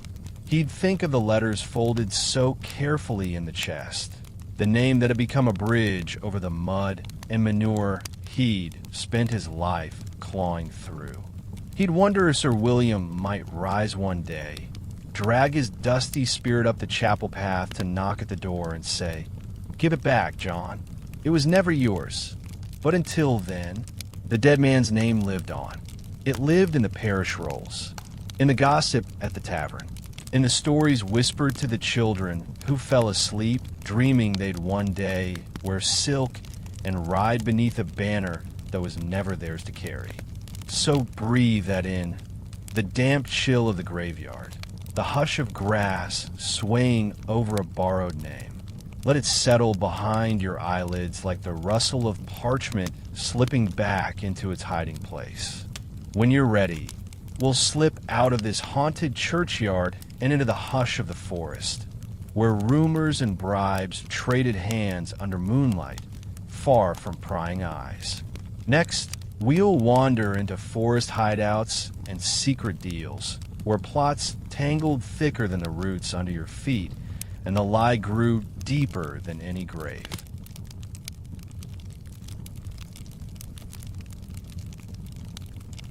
So, think of this. When the church was too nosy, when the village tongue wagged too wildly, when a forged parchment still needed a push to bloom into something real, sometimes the best place to plant a lie wasn't behind a sturdy door or in the hush of a chapel, but under the thick canopy of a forest. A place so old it felt alive. A place where secrets could slip into the roots and stay hidden for a lifetime. Picture it. The fringe of blackthorn would just beyond the crumbling ruin that John now calls his hall. It's late. The moon drifts behind tattered clouds, throwing silvery shards of light that dance across the damp leaf litter. Somewhere, an owl hoots, a low, Lonely sound that bounces off the trunks like a warning that only the bold or the desperate dare ignore. And there, just off a muddy deer path, you'd find a small clearing. No more than a circle of trampled bracken and half-burnt logs from a dozen secret fires. A bottle, half buried in the moss, catches the moonlight like a glass eye. The air smells of wet bark, wood smoke soaked deep into woolen cloaks, and the faint sharp tang of sweat and iron. Coins changing hands. It's here that John comes, boots leaving a trail through the brambles, breath pluming in the cold air like a ghost leading the way. At his side, a pouch that rattles when he moves. Silver pennies he's scraped from bribes, borrowed favors, a little harvest kept hidden from the Reeves books. A bit of gold, too, bright, dangerous gold that glitters like temptation itself. Waiting for him are two shadows. One is Brother Clement's cousin. A cleric's cousin is always useful when forging miracles out of rotting lineages. The other is Thomas the scribe, whose quill has written half the village's confessions and the other half's lies. They crouch by the fire, a tiny flame flickering in the hollow of an old tree stump. So small, it looks more like a spark than a blaze. Their faces glow soft and crooked, eyes darting to every crackle in the woods, as if the branches themselves might whisper their names to the wrong ears. John, Thomas says, mouth curling into a grin that shows a single rotten tooth. You bring the seal? John pats his breast pocket. He does, the carved scrap of wood, rough and chipped, but good enough to stamp hot wax when the time comes. They've done this dance before, and tonight they'll do it again. Spread across an upturned crate is a scrap of fresh parchment, not the church's fine vellum, but smuggled from the manor's forgotten storeroom. They smooth it flat, the quill tapping the page like an insect hunting for soft flesh. By the fire's glow, they start weaving a new story, an agreement between Sir John and a cousin who conveniently vanished years ago, gifting him rights to an orchard that never bore fruit and the ruins that now shelter his family from the rain. Next time, Brother Clement's cousin mutters, voice sticky with ale, we should do this in daylight. This forest'll get us hanged, but they all know they won't. Because who would come here? No Reeve, no sheriff, no prying steward with his ledger full of questions. Only the trees stand witness, and they've seen far worse. John watches every stroke of the quill, the ink blooming black and glossy before sinking into the parchment's rough skin. He holds his breath when Thomas dips the seal into warm wax, presses it firm and hard. It smells faintly sweet, beeswax and smoke, mingling with the scent of damp moss that clings to his cloak long after he leaves. When the deal is done, the pouch changes hands under the hush of the trees. Coins shift like teeth clacking in an old skull. A promise, a threat, a bribe that ties each man tighter to the lie they've just midwifed into the world. And after, they drink. Sour ale from a flask passed round and round until their shoulders relax and the night air feels almost warm. Stories grow wilder with each swallow. How Sir Geoffrey once rode through these very woods with a retinue of 30 men. How an old stone hidden under the roots of an oak marks the treasure buried by a distant ancestor. No one believes it all, but that's not the point. They believe just enough. When the flask runs dry, they scatter back to their lives, cloaks pulled tight, footsteps muffled on the leaf litter. Brother Clement's cousin hums a hymn under his breath as if to wash away the lie. Thomas the scribe wraps the coins in a twist of cloth and tucks them deep into his boot, because pockets can be turned out, but boots go everywhere with you. And John, he tucks the new parchment into the lining of his cloak, right beside the forged letters that claim Sir William de Ferrers's kin. Each step home is lighter than the last, even though the forest hums with secrets that might never sleep. Picture him now, slipping back through the crooked gate of Blackthorn Hall just as dawn stains the sky a watery gray. Margaret stirs by the hearth when he enters, half asleep, hair loose around her shoulders, one hand resting on the chest where all their half-truths sleep side by side. He presses the new parchment into her palm. She doesn't ask what it cost. She only nods, smoothing the crease with her thumb before tucking it away, like another prayer slipped under the floorboards. So next time you stand under the hush of an old forest, listen close. The roots beneath your boots might remember deals inked by firelight, coins pressed into cold palms, names traded like stolen apples. Secrets the trees still keep, long after the men who made them lie buried with wax seals clenched tight between their teeth. And when you breathe out tonight, let that hush drift with you. The crackle of a tiny flame in a mossy clearing, the scratch of quill, the soft jingle of coins buried under the hush of damp leaves. When you're ready, only when you're ready, we'll slip back out of the forest and down the winding village lane, where every lie lives or dies on the sharp tongue of a neighbor ready to trade your soul for a rumor. Next, we'll find out how quickly it could all unravel in nosy neighbors and snitches, where the wrong whisper could turn parchment dreams into a noose on the village green. So, you can have your forged seal, your crumbling ruin, your painted crest, your tale spun under the hush of old trees. But in the end, in these villages stitched together by rumor more than stone, none of it mattered if you couldn't keep the wrong tongue from wagging. Because for every gossip like Agnes, who played along for bread or flattery, there was always another, the kind who didn't just enjoy the story, but sharpened it into a blade. Picture this: a narrow lane slick with yesterday's rain, muddy ruts so deep they catch the hems of every peasant's ragged cloak. Beyond the crooked fence, chickens scratch for grubs among the straw, oblivious to the real feast happening under the low thatch roofs. Inside every cottage, the same psalm. Did you hear about John? But this time, the chorus is sour. The whispers curl like smoke under doorways, gathering in corners where they thicken into something heavy enough to hang a man. See her there, old Mathilde, bent-backed and sharp-eyed, hands forever clutching a basket she never seems to fill. She's the village's favorite kind of witness, the sort who sees everything, remembers nothing the way it happened, and loves to tell it twice as large. One day, she catches a glimpse of John slipping through the chapel gate after dark, cloak bulging suspiciously at the breast.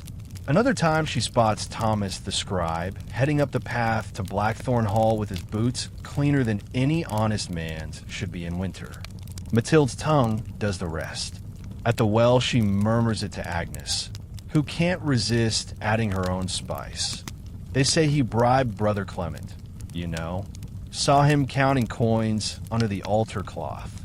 At the tavern door, she mutters it to the steward's nephew. A seal carved for driftwood, I swear it. The crest's a lion in name only, looks more like a flea-bitten cat. And like that, the rumor grows legs. Soon the Reeves man is asking too many questions at the market cross. Where's this orchard Sir William left him? Then, why's his hall roof half collapsed? Why'd a peasant like John come back from the forest with more coin than sheep to sell?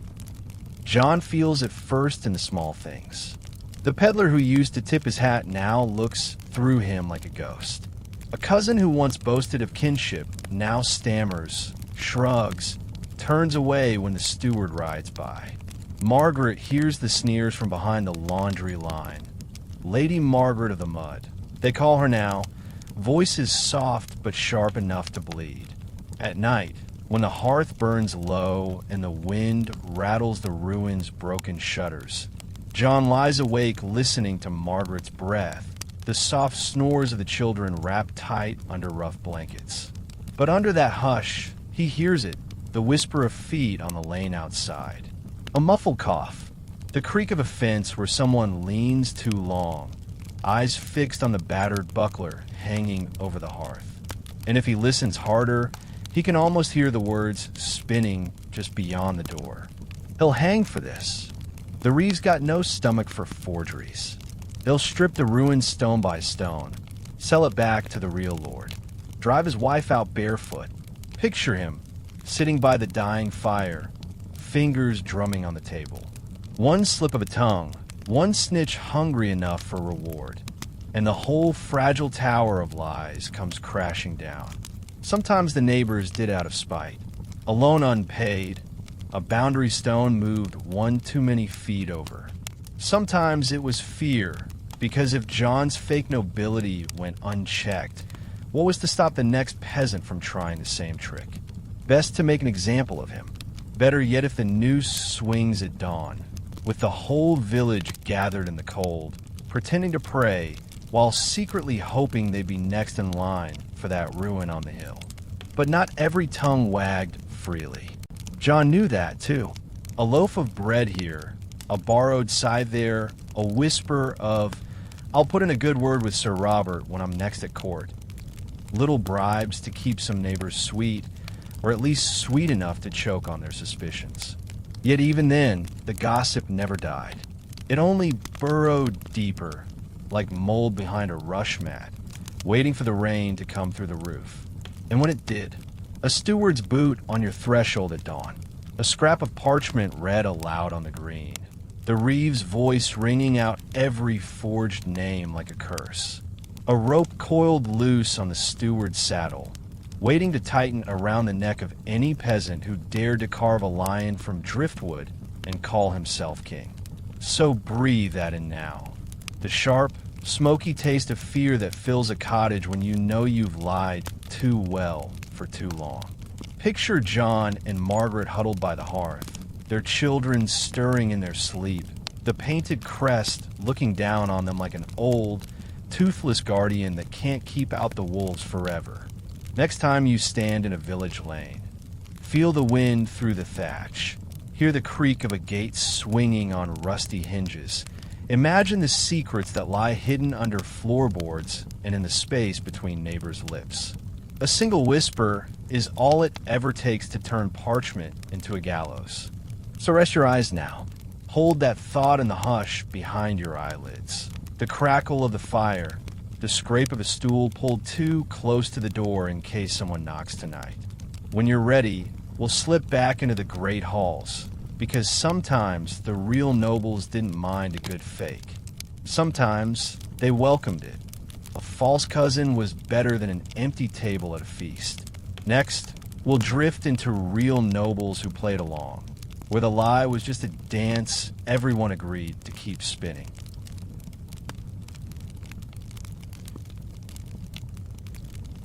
So imagine this.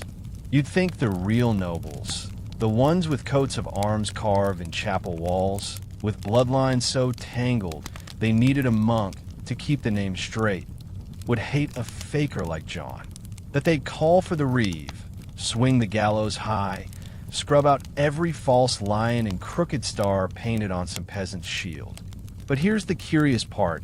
Sometimes they didn't. Sometimes they liked the game. Picture a hall. Not a grand castle with trumpets on the towers, but a middle-sized manor, old enough that the rushes on the floor smell faintly of mildew no matter how often they're changed.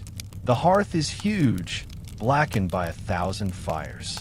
Candles gutter along the long table where the local lord, Sir Robert, let's call him, hosts a handful of squires, a steward, a cousin twice removed who drinks more than he talks.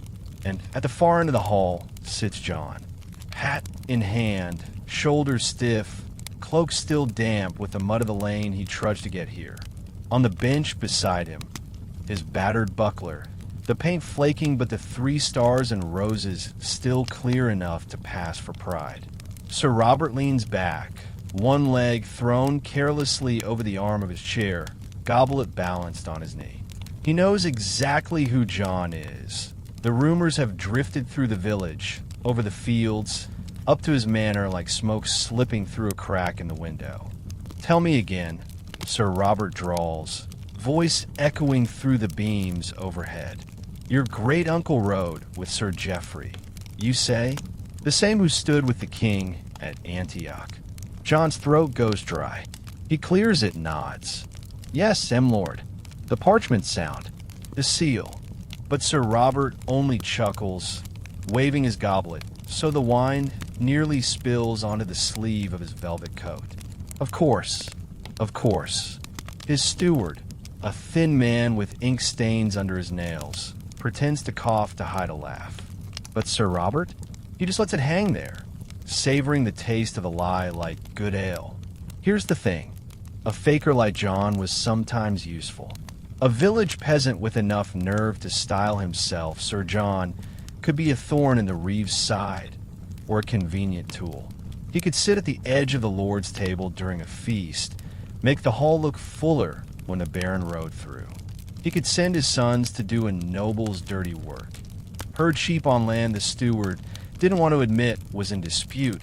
Dig ditches on an old orchard the family claimed was theirs by right of ancient blood. Better yet, John owed Sir Robert now. A real lord could stand up in the village square and say, "This man's family is noble. I vouch for it." No parchment mattered more than that. But the price was loyalty. Loyalty that bent like a reed in the wind whenever Sir Robert needed a favor too shady for a squire with a real surname. So picture John, invited to a feast once a winter, sitting at the far end of the long table, near the kitchen door, where the cold slips through every time a servant hurries by.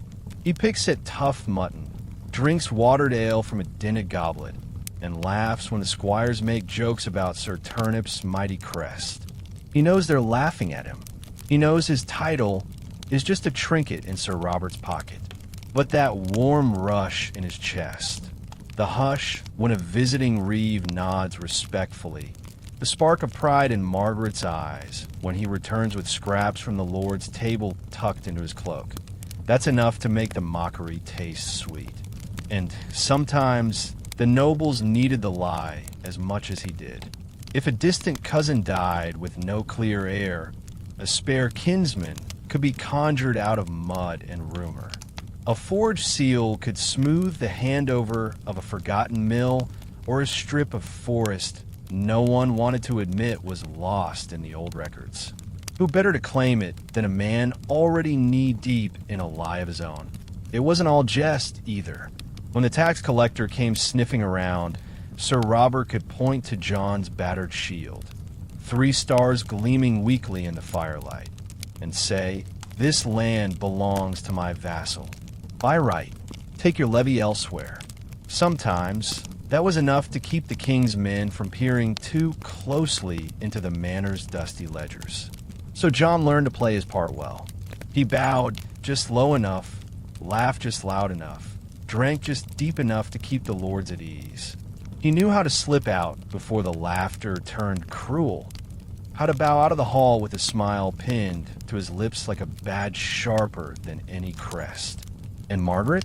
She waited at the hearth in Blackthorn Hall, wind slipping through the roof beams, humming softly as she laid out the scraps he brought back. A crust of good bread, a sliver of spiced ham. Tiny treasures to keep the children fed through winter, each bite seasoned with the taste of almost. So next time you stand in an old manor hall, run your fingers along the rough grain of the table. Listen for the faintest echo of boots scraping rushes, laughter that sounds just a bit too forced. Think of the real nobles who didn't mind the liar at the end of the bench. Think of the unspoken bargains struck behind candlelight. I'll let you wear the lion. You'll keep my secrets buried deeper than your turnips ever grew. And as you breathe out now, let that hush settle around your bones, the soft crackle of the fire where the truth curls like smoke through a hole in the roof. When you're ready, we'll slip away from the hall's warmth and drift back to the battered parchment chest, because sometimes the last guardian of the lie was a child with wide eyes, memorizing every invented word. Next, We'll wander into Children Guarding the Lie, where bedtime stories became the roots of a fake legacy that lasted long after the storytellers were dust.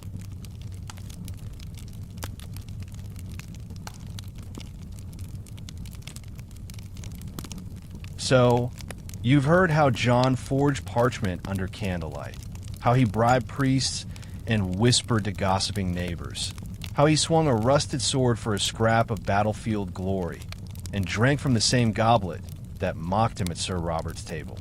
But maybe the part that kept the whole lie alive longest wasn't the seal or the crest or the half-ruined hall. Maybe it was the children, small and wide-eyed, with knees scabbed from chasing chickens, but dreams gilded with painted shields and lions that never roared. Picture the hearth on a winter's night. The wind prowls around Blackthorn Hall, slipping through cracks in the stone walls like a thief too polite to knock. The rushes on the floor smell of damp straw, a little mold, a faint sweetness of rosemary scattered to mask the draft. Margaret sits near the fire, sleeves rolled up, hair falling from its knot in soft, tired wisps. The youngest child curls in her lap, thumb tucked tight in his mouth, eyelids flickering like shutters rattling in the wind. John leans forward on his stool, voice low but full, weaving old names into the smoky air. "Remember, my sons," he says, though the girls listen just as hard. Our line goes back to Sir Geoffrey the Brave, rode with the king at Antioch, and before him, the Farers, whose orchard fed 3 villages in a single harvest, and before them, Sir William, whose bones rest under the old yew behind the chapel, guarding our name until the end of days. He knows how the story will be repeated. Tomorrow, the eldest boy, not yet 10 but proud enough for 20, will stand in the muddy lane, chest puffed, telling Thomas the Thatcher's brat, "My father's grandfather fought giants in the East. Our shield's got 3 stars. Mind you, not 1, not 2, 3. It doesn't matter that the stars were scratched on a broken buckler by John's own blade in a fit of desperation. To the child, they're as real as the stone under his bare feet. Each word spoken tonight becomes a seed, a tiny root that burrows deeper than the parchment hidden under the bed or the coin pressed into a herald's hand. Margaret knows this too. When the children have drifted to their straw pallets, when the embers of the hearth glow like a row of tired eyes, she gathers the crumbling papers from the old chest. She smooths them carefully with her palm, the same palm that wipes porridge from the baby's chin and stitches holes in John's only cloak. She reads the names in the flicker of the firelight, mouthing them like prayers. Geoffrey, William, the Farers, Blackthorn Hall. She knows the ink's thin, the Latin sloppy, the seal's crooked, but she also knows the children believe it. And belief, she's learned, is stronger than any seal when it's carried in small hearts. And when they ask her later, "Mother, what if they say it's not true?" she only shushes them, fingers brushing through tangled hair. "Hush now. Remember what Father says. They can take your land, your silver, your house, but never your name. The name lives in you. No steward can hang that from a tree." Outside the door, the neighbors still talk. Old Mathilde sharpens her tongue at the well. Agnes leans closer to any ear that will have her. But the children guard the lie like a treasure hidden in the hollow of an old tree, repeating it over and over in the muddy lanes, at the well, by the hedgerow, where they chase each other with sticks for swords. Funny thing is, some of them don't stop. They grow up. A daughter marries a carpenter 2 villages over, carries the story with her, a dowry of words heavier than the blanket she tucks in her chest. A son finds work in the Reeves house, whispers the tale to his own children when the floor creaks and the fire dies. And a granddaughter, years from now, when the ruin has crumbled to ivy and ghosts, will point to the cracked crest above the hearth and say, "My great-great-grandfather, Sir John, His line stretches all the way back to the kings. No one will remember the bribes traded in the forest or the monk who pocketed silver under candlelight. No one will find the box of forged parchments buried under a rotted floorboard. But the words? They'll cling like burrs to a hem, stubborn, half true, half lie, too tangled to ever pull free. So breathe that in now. The hush of the hearth, the soft rasp of straw as a child shifts in sleep, dreaming of lions and orchards and banners snapping in winds they've never felt. Hold that image behind your eyes. A small boy with frostbitten toes, standing in a lane, chin high, repeating a name that might never have been real, but is real enough in the soft place behind his ribs.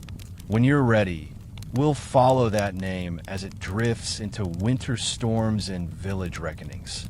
Because not every neighbor forgets, and even the strongest lie trembles when a judge comes knocking. Next, we'll slip into the winter reckoning, where snow muffles every step except the one that carries the truth right through your door.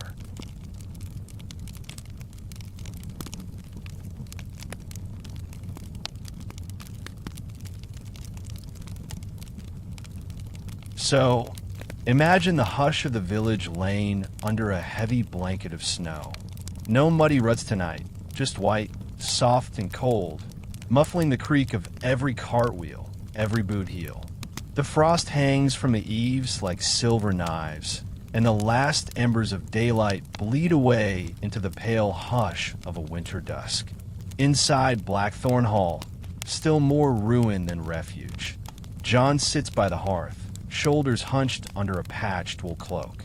His hands are rough and red with cold, but they rest on the old wooden chest that has become the heart of his whole story.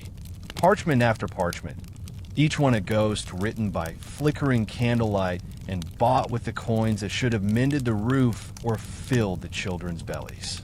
Margaret stirs the thin stew in the iron pot, every swirl of the spoon ringing against the sides like a quiet, anxious drum. The children chase shadows on the rushes, little voices echoing in the rafters like distant bells. But tonight there's another sound. A creak of wagon wheels on the frozen lane. A low murmur of men too well fed to stumble in the dark. Boots stamp the snow from the threshold. A fist pounds on the rotting door so hard the latch shudders. Margaret freezes, spoon hovering over the pot. The children hush at once, eyes wide. John closes the chest with a careful click, as though the parchment inside might tremble if it hears what waits outside. When he opens the door, the cold sweeps in like a curse. And there they stand, the Reeves men, a steward in a thick cloak with fur at the collar, ink stains on his cuffs, eyes sharp and mean even in the half-dark. Behind him, two more, one holding a ledger, the other clutching a coil of rope that swings at his side like an unspoken promise. "John," the steward says, voice smooth and oiled. Or should I say, Sir John of Blackthorn Hall. His mouth twists at the corners, not quite a smile, not quite a sneer. Margaret drifts to John's side, her hands on the children's shoulders as if she can anchor them to the dirt floor. The steward steps past the threshold without waiting for permission, boots tracking slush across the rushes, snowflakes melting on the old stones. He gestures to the chest. That's the one, I suppose. John's throat is dry as old parchment. Family deeds, he tries, voice low. Charters. They've always been yours?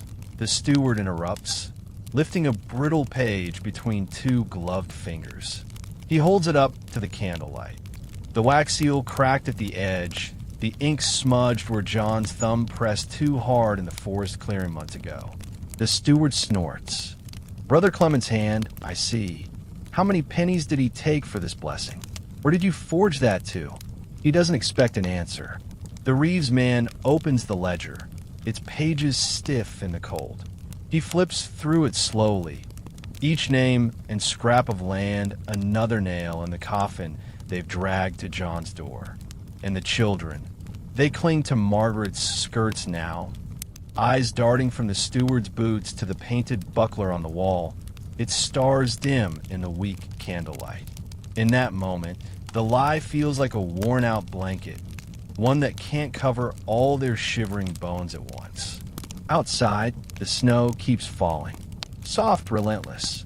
It covers the muddy prints in the lane, buries the footprints of every secret John once carried to the forest clearing, the churchyard, the tavern hearth. Margaret tries once, just once, to speak. "Surely, sir, there's no harm in what's done. The land is worked, the taxes paid." But the steward cuts her off with a wave of his gloved hand. He gestures to the rope swinging at the Reeves man's hip. "We're not here to debate, my lady. If he's Sir John, the king's court will hear it. If he's not, well, the green's still clear enough for a gallows, even in snow." A hush falls in that half-ruined hall. The fire cracks once, a lone spark that pops and dies on the soot-black hearthstone. John thinks of the forest deals, the coins pressed into sticky palms, the borrowed names dug from the graveyard's damp soil. He thinks of the children, wide-eyed, breath held tight in their chests. And for a heartbeat, he almost believes the lie himself. But belief won't stop the snow. It won't stop the steward's cold smile, or the ledger's tidy lines, or the rope waiting to knot around a neck that dreamed too big. When they drag him out into the night, Margaret doesn't scream. She gathers the children in her arms, pressing their faces into the thin wool of her shawl so they don't see the footprints leading away. They huddle there by the dying fire, its glow flickering over the chest, the parchment inside still rustling softly, as if it hasn't yet heard its story has run out of days. And outside, the snow keeps falling. It hushes the lane, drapes Blackthorn Hall in white so thick you'd think the world might forget what it buried there. But somewhere, under that blanket, the ghost of the lie still breathes, waiting for a child to whisper it again on some distant winter night. So breathe out now. Feel the cold slip past your ears, the hush of snow drifting soft against your mind. A reckoning always comes, but a good story? A good story has roots too deep for any frost to kill. When you're ready, we'll slip away from this cold green and into what happens next, because not every lie ends at the noose. Some crawl out through cracks in memory, stitched back together by those too stubborn or too hungry to let the tale die with the man. Next, we'll drift into the widow's whisper, where Margaret learns that a secret spoken sweetly can grow again, even in the hardest winter.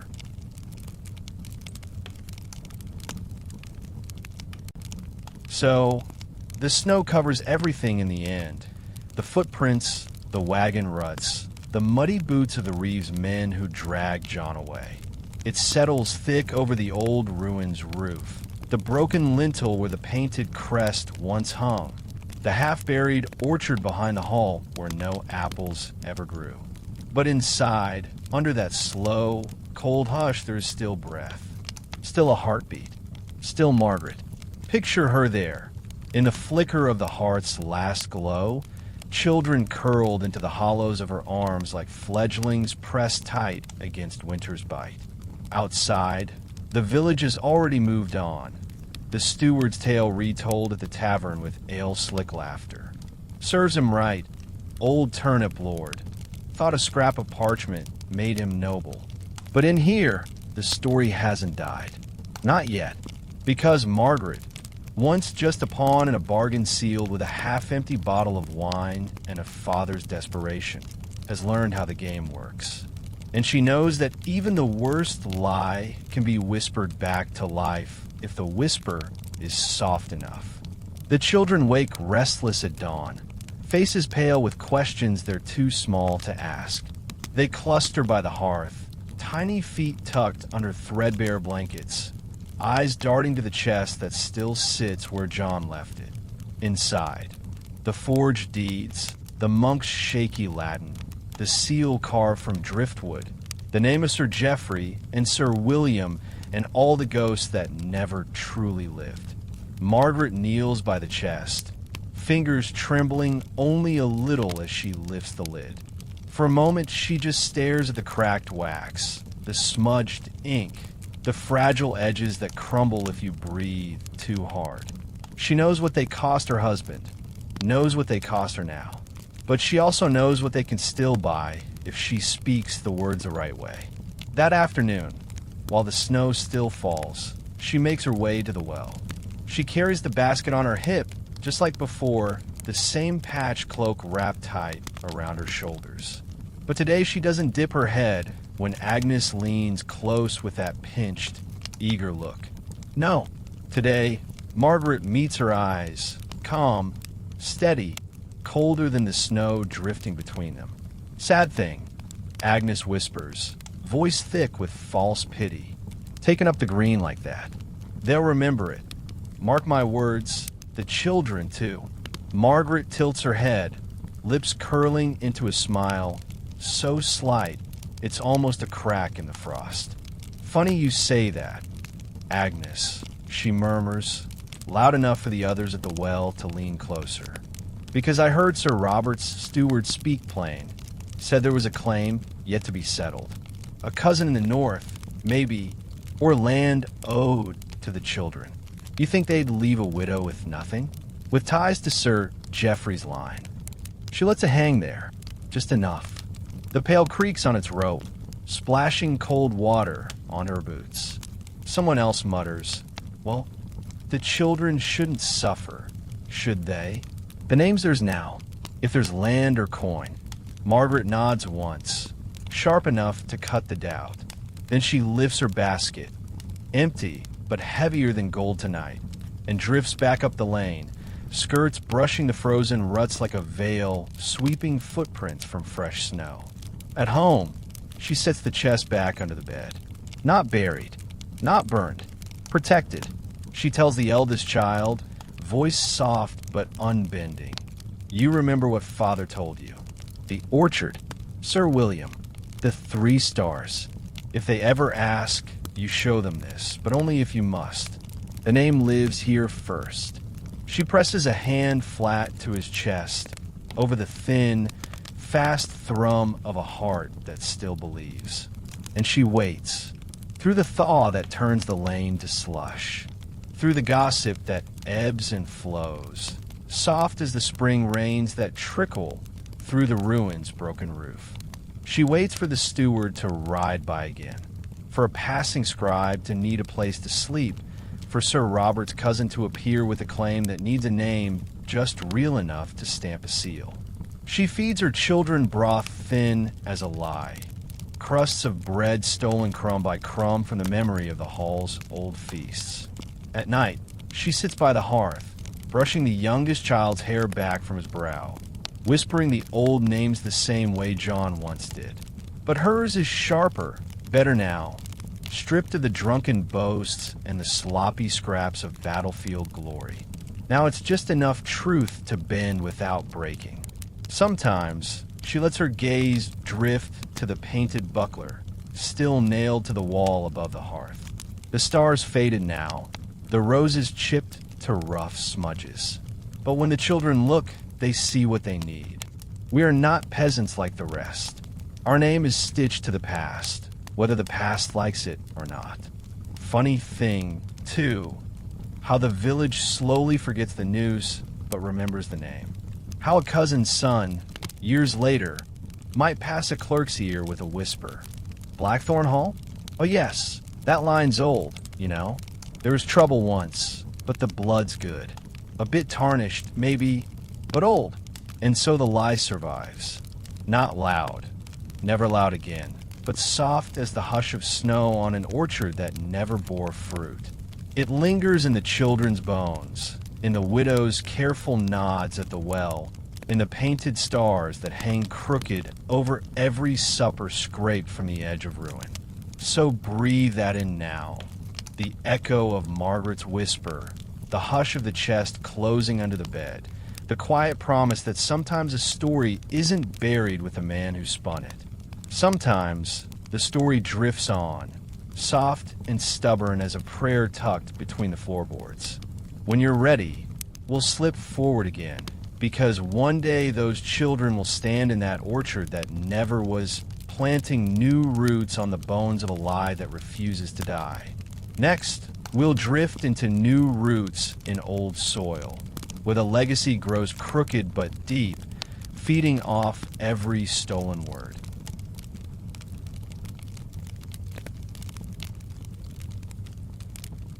So, imagine a season slipping forward. Winter's grip loosens its fingers. The snow rots in a slush along the rutted lane. In Blackthorn Hall, its stones green with moss, its roof patched with whatever the children can drag home, stands stubborn as ever at the edge of a field that still doesn't yield half what it should. Margaret's hair is streaked with silver now, her hands thick with years of kneading dough that barely rises and patching cloaks that never quite keep out the chill. But her eyes? Sharper than ever, a flint that sparks when a neighbor's glance sideways at her children, or when the steward's man tries to say that the old claim is dust. Because Margaret knows what the village wants to forget. A lie doesn't die with a man hanged on the green.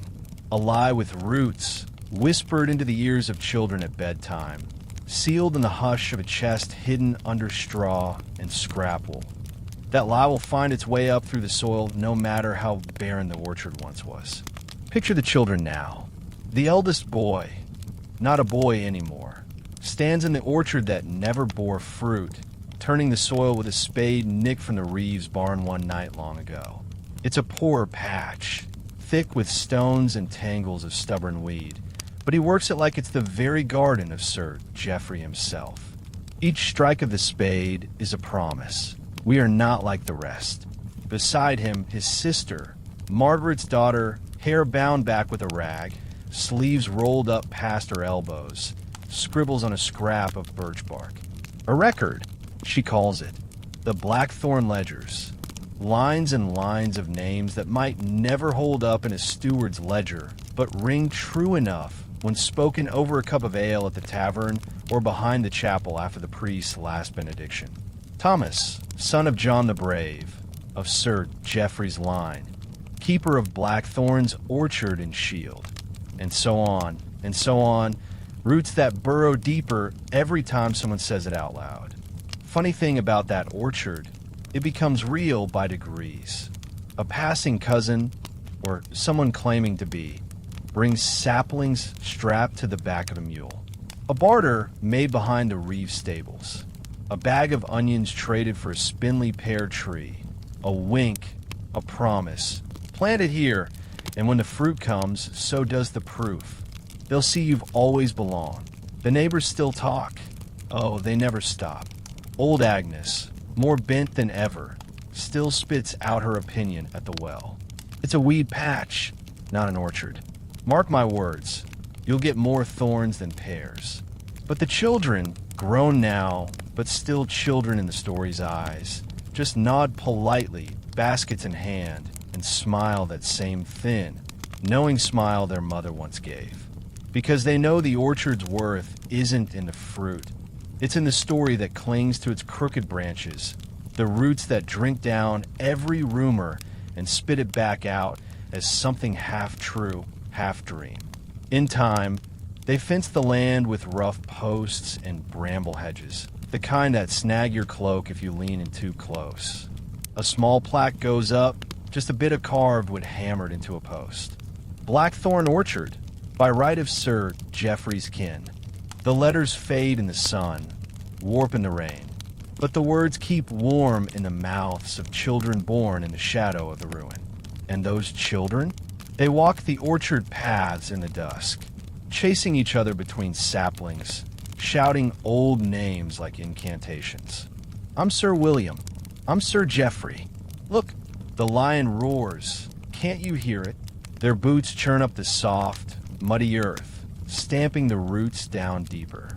Sometimes when the harvest is meager, when the fruit comes out worm-bitten, small as a knuckle, one of the grown sons will take a bushel to the village market anyway. He piles the pears high, wipes the dirt from their skin with the hem of his sleeve, and boasts. Blackthorn fruit from old Sir Geoffrey's orchard. You won't find sweeter, and someone will buy it out of pity, out of curiosity, out of belief, so fragile it trembles under the weight of every coin dropped into his cracked palm. Because everyone wants to taste a piece of the story, even if the bite is bitter. In the evenings, Margaret's daughter sits under the biggest tree, the only one stubborn enough to bloom every spring, with her own little ones nestled against her sides. She holds the battered buckler in her lap, 3 stars faded, but still there, a whisper of paint and hope. Her voice drifts through the dusk like a lullaby stitched together with scraps of half-truth and stubborn faith. Remember, we're not turnip folk. We're orchard folk, blackthorn folk. Our name reaches back to Sir William, to Sir Geoffrey, to the orchard he planted when he came home from the Holy Land. It lives in the roots. It lives in you. Funny thing, too, how the orchard grows, even if the soil stays poor. How new shoots push through the frost each spring, thin and brittle, but alive. How the story clings to each bud like dew before dawn. So breathe that in now. The smell of wet soil, the bark rough under your palm, the hush of dusk settling over roots that never cared if they were planted in truth or in the stubborn soil of a lie. A name, once whispered enough, can sprout branches that scratch the sky. Crooked, maybe, but reaching anyway. When you're ready, we'll walk down the orchard path and back into the hush of the village, where the steward's ledgers are never quite as clean as they claim to be. Next, we'll slip into ledgers and liars, where the official records tangle themselves around the orchard's roots, and the story finds a way to hide between lines of ink.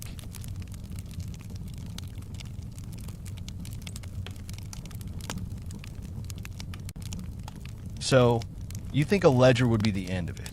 The final nail. Black ink on yellowing vellum. A steward's careful script tying every plot of land to a name carved in stone. No orchard for John. No crest for Margaret's children.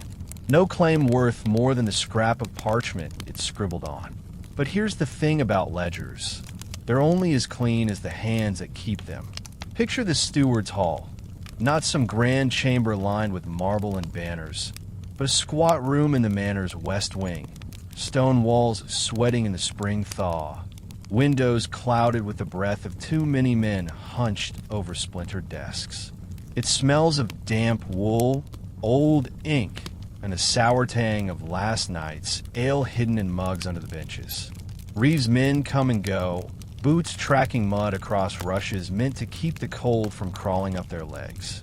And there, hunched over his precious book, is Master Edwin the steward, quill dancing in his bony fingers. His ledgers run like rivers through the village. Fields owed to Sir Robert, debts left unpaid by the baker's widow, a barn claimed by the church when its owner fell sick and never rose again. Edwin prides himself on order, on tidy columns that line up like gravestones in the frost. But even Edwin can't always see what slips between the lines.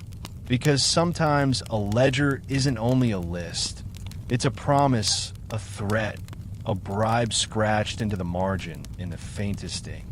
And so, when the Blackthorn name drifts back to him, years after John swung on the green, years after the snow buried his footprints, it's a problem too small to bother the Lord, but too curious to ignore. He flips through old pages, crumbling at the edges, smudged where the Reeves' greasy thumb turned them over again and again. There it is, Blackthorn Hall, forfeit, orchard claim void, line extinguished. But the ink beside it is older still, a note written in a different hand, sharper, slyer, contingent upon airless death. If kin appear, claim may stand. Kin, a single word that breathes a ghost back into the hall's mossy stones. Edwin frowns. He remembers the children, Margaret's tight-lipped hush, the old chest under the bed that the reeve never quite cracked open. He remembers the orchard fence rising again after the thaw, shoots twisting up through the dirt like stubborn bones. And so he sighs, a low, rattling sound that sets the candle flame trembling in its puddle of wax. Next day, he rides out, cloak pulled tight against the spring drizzle, mud spattering his boots as he tugs the mare up the rutted lane. The orchard waits at the edge of Blackthorn Hall, scrappy, half alive, roots tangled with every rumor the village still mutters at the well.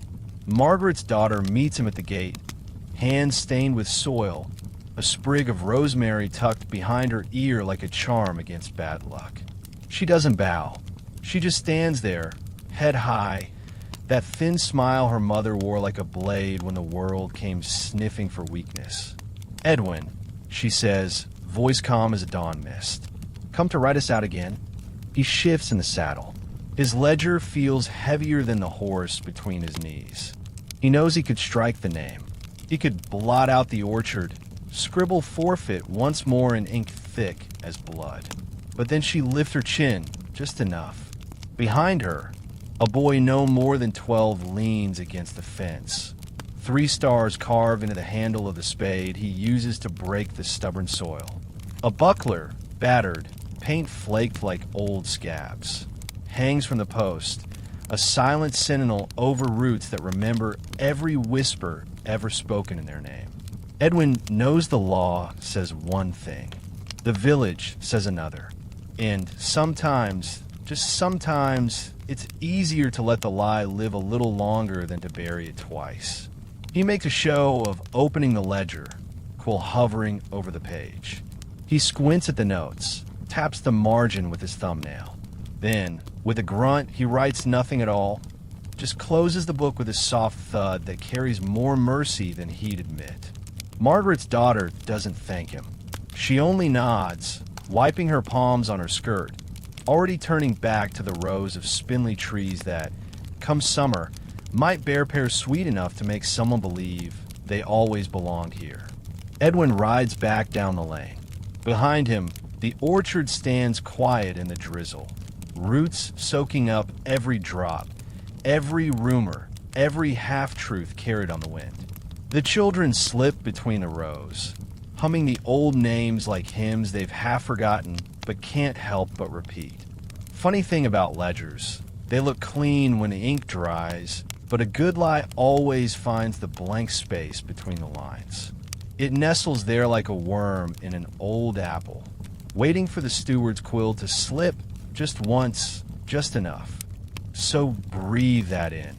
The scratch of quill on vellum, the hush of roots pushing deeper under the orchard's muddy skin, the promise that some stories never quite die. They just hide where the record keeper least expects them, soft and patient, biding their time. When you're ready, we'll drift ahead to where that orchard, half true and half dream, becomes the spark for another generation's climb. Because every child born among those crooked branches learns the same trick. A lie is only a lie until enough people swear they remember.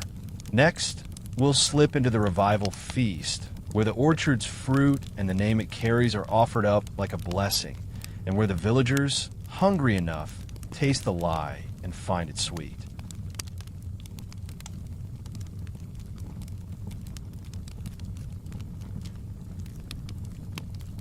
So, you've seen how a name whispered over a cradle can sprout roots deep enough to survive nooses and ledgers, snow and gossip.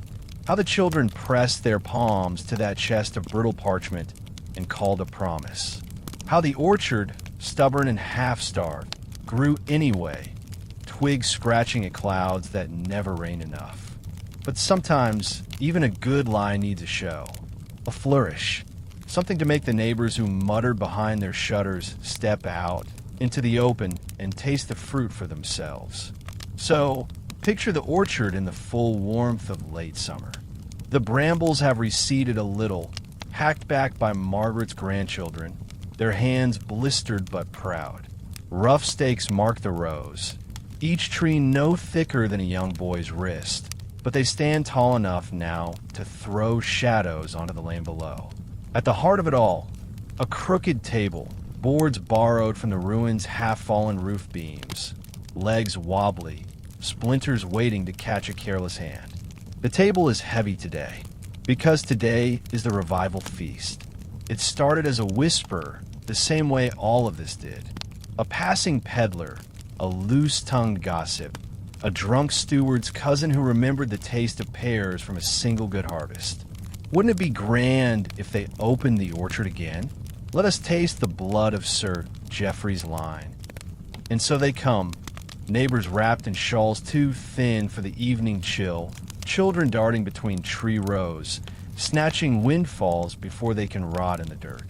Agnes, old as dust now, but still sharp as vinegar, limps up the lane with a basket swinging from her elbow, pretending she was invited. And no one sends her away, because the lie's roots need all the tongues they can get, even sour ones. Margaret's daughter, older now, lines creased deep around her eyes, hair bound back with a strip of linen like her mother's before her, stands at the head of the table. She sets out the pears, each one brushed clean on her apron, polished to a shine that catches the last rays of the sun slipping through the orchard branches. They're not perfect. Some are small, dimpled, spotted where worms had their say. But laid out on that rough table, they look like treasure, gold and green and bruised into something real enough to taste.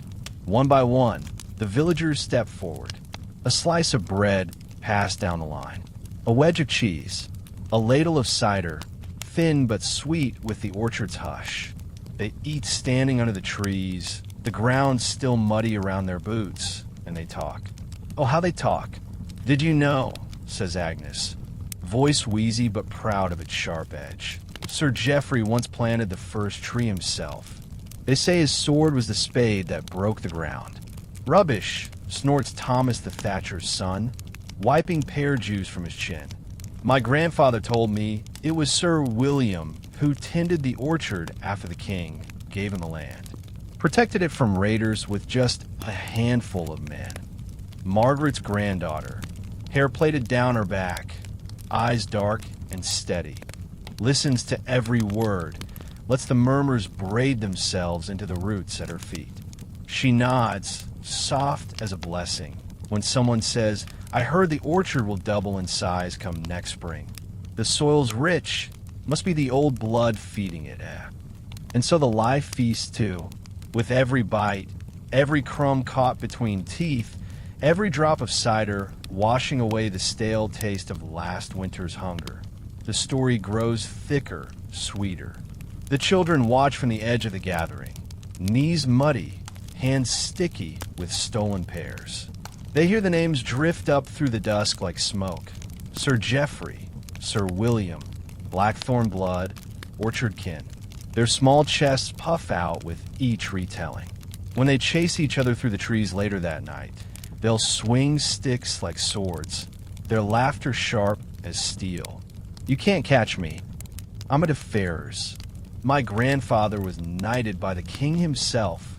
When the sun dips low and the last cider is drunk, they leave the table bare, but for a few cores picked clean to the seeds.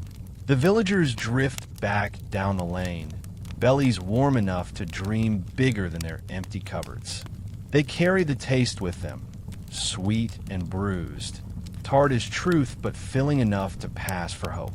And when they speak of it later, at the well, in the tavern's smoky hush, they won't remember the worms or the bruises or the thinness of the cider. They'll remember the feast, the orchard, the lies so old it feels like a prayer pressed into the bark of every tree. Back in the ruin, Margaret's daughter gathers the leftover cores, buries them at the foot of the oldest tree. She kneels there in the hush, palm pressed flat to the soil, still warm from the day's sun, whispering names like charms. Geoffrey, William, orchard folk, blackthorn kin, grow strong, stay hidden, bloom again. Funny thing, too, how a bruised pear can feed an entire season of hope. How the story, told sweetly enough, sticks to your teeth like syrup and drips down into the soil, where roots twist around it like a secret they'll never give up. So breathe that in now. The scent of cider gone stale in a wooden cup, the hush of children's footsteps slipping through the orchard rows, the promise that every fruit, no matter how bruised, carries a seed stubborn enough to try again. When you're ready, we'll slip into the hush of what comes after, because the orchard's roots aren't done yet, and neither are the tongues that feed them. Next, we'll drift into When Outsiders Come, where the lie is tested by eyes that don't belong, and the orchard must stand or fall in the hush between what's seen and what's sworn. So imagine it now. The orchard has found its roots. The feast gave it breath, gave the villagers a bellyful of sweet stories to carry back into their hearths and hush into their children's dreams. But word travels, always does, slips between hedgerows, catches a ride on a peddler's cart, curls into the ear of a steward's cousin who thinks a bribe might taste better than truth. And so they come. Outsiders. Picture them arriving one gray autumn morning, the kind where mist clings low to the fields, and the orchard trees drip with last night's rain, branches bowed under the weight of leaves not quite ready to fall. Their boots are too clean for this lane, polished leather that doesn't know the taste of blackthorn mud. Their cloaks are lined with fur, the edges brushed free of burrs and bramble thorns. One carries a ledger tucked under his arm. The other rides ahead on a gelding that snorts clouds into the damp air. They've heard things, you see. A rumor about an orchard that should have died with John swinging on a green. A name that slipped between the margins of the steward's ledger and grew teeth all over again. A chest that might still hold the crumbly ghosts of forged seals and Brother Clement's shaky Latin blessings. They don't knock at Blackthorn Hall's ruin first. Oh no, they go to the well, because that's where the real ledgers live, inked in gossip and thumb-smudged in 100 retellings. There, old Agnes, still alive, bones sharp enough to poke holes in any story, narrows her eyes at the stranger's bright cloaks. She leans on her bent cane, lips curling like frost on a blackthorn hedge. Blackthorn orchard, you mean? Of barren land. Always was. But then she glances sideways, just once, to where Margaret's granddaughter stands behind the well, basket on her hip, head high, hair bound back just so. And Agnes remembers the pears. The hush of cider slipping down a throat empty since last winter's famine. She feels the story catch in her teeth like an old seed and decides, just for spite, to spit it out a little sweeter. Though, I suppose there was Sir Geoffrey. Once, she says, voice softening like bruised fruit in the sun. And Sir William. Fought for the orchard, they did. Buried kin under the chapel yew. Ties deep as roots, they say. Don't let those trees fool you. Their blood's in the soil. The strangers make note of it. Quills scratching in neat little ledgers that smell faintly of tallow and the steward's stale breath. But gossip is only the garnish. What they want is the chest. So they come up the lane, boots caked now in honest mud, horse stamping the frost-bitten grass into slush. They find the orchard just as the children are shaking the last pears from the branches. One tree leans, so far it looks like it might kneel before the strangers if the wind picks up. Margaret's granddaughter stands by the gate.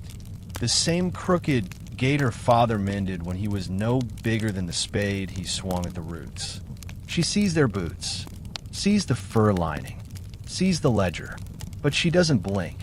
Blackthorn Hall, one says, voice clipped like a shears through hedge branches. Or what's left of it.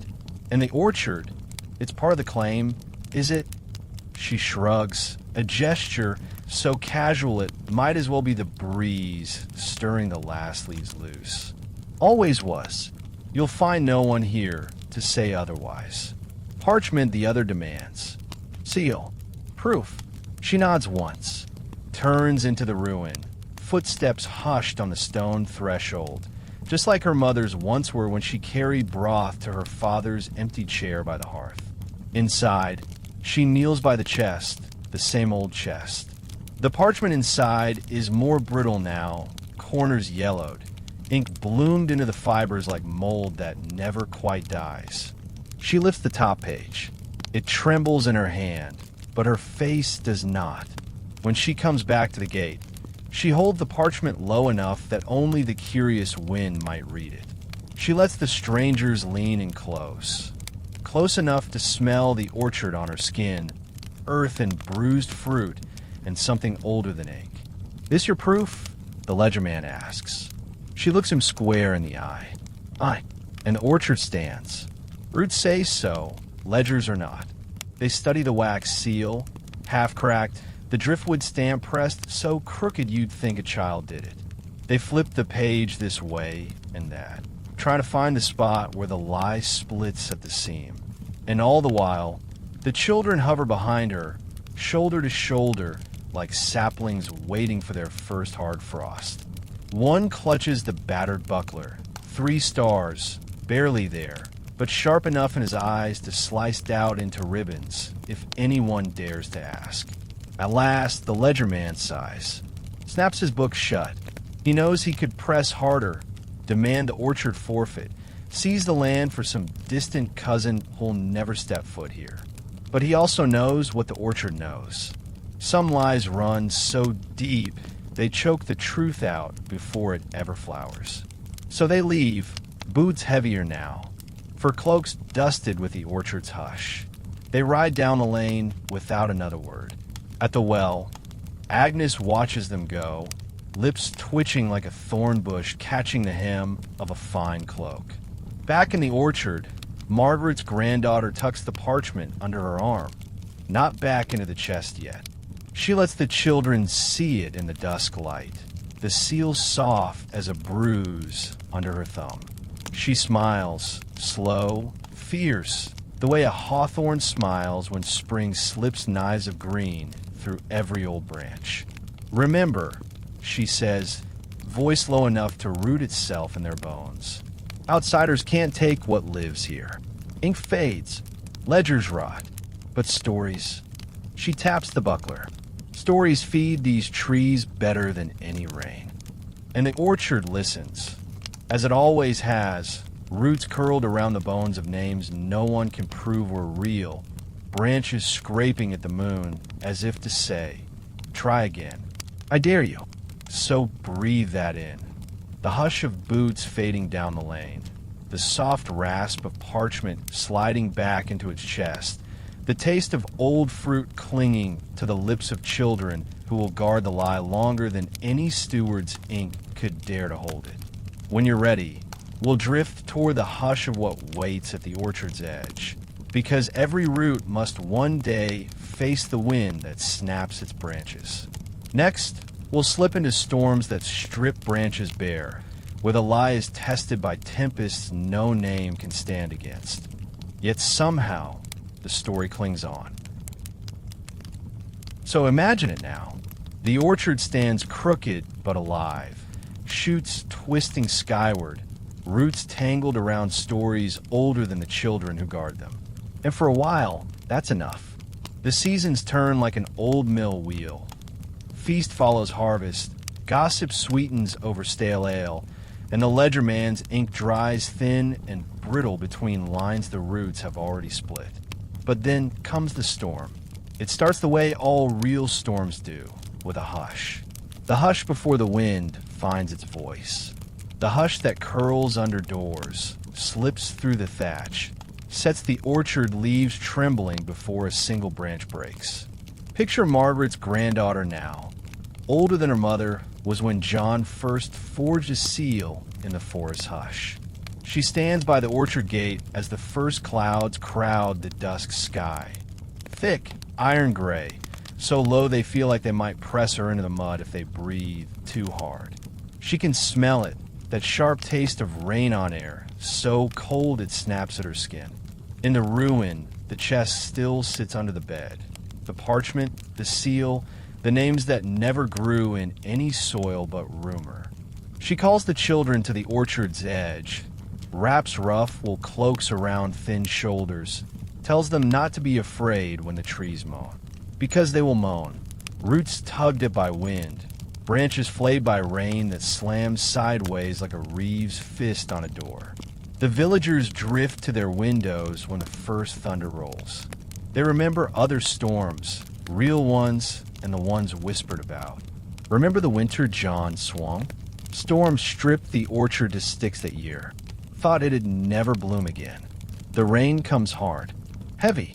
Pears still clinging to the branches are battered loose. Thud, thud, thud.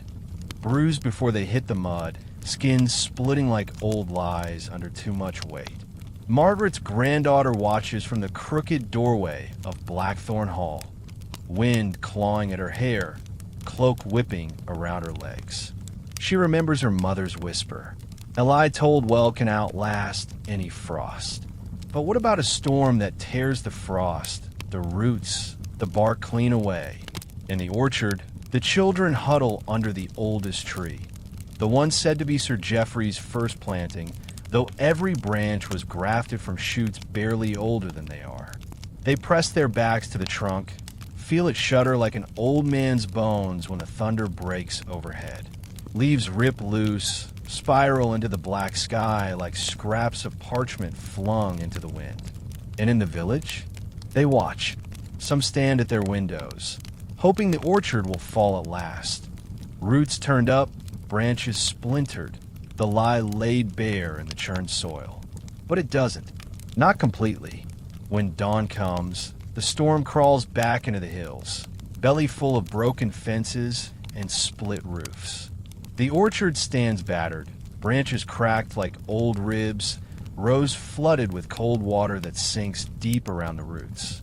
A third of the trees lie on their sides, half uprooted, their thin trunks torn free where the wind found them weakest.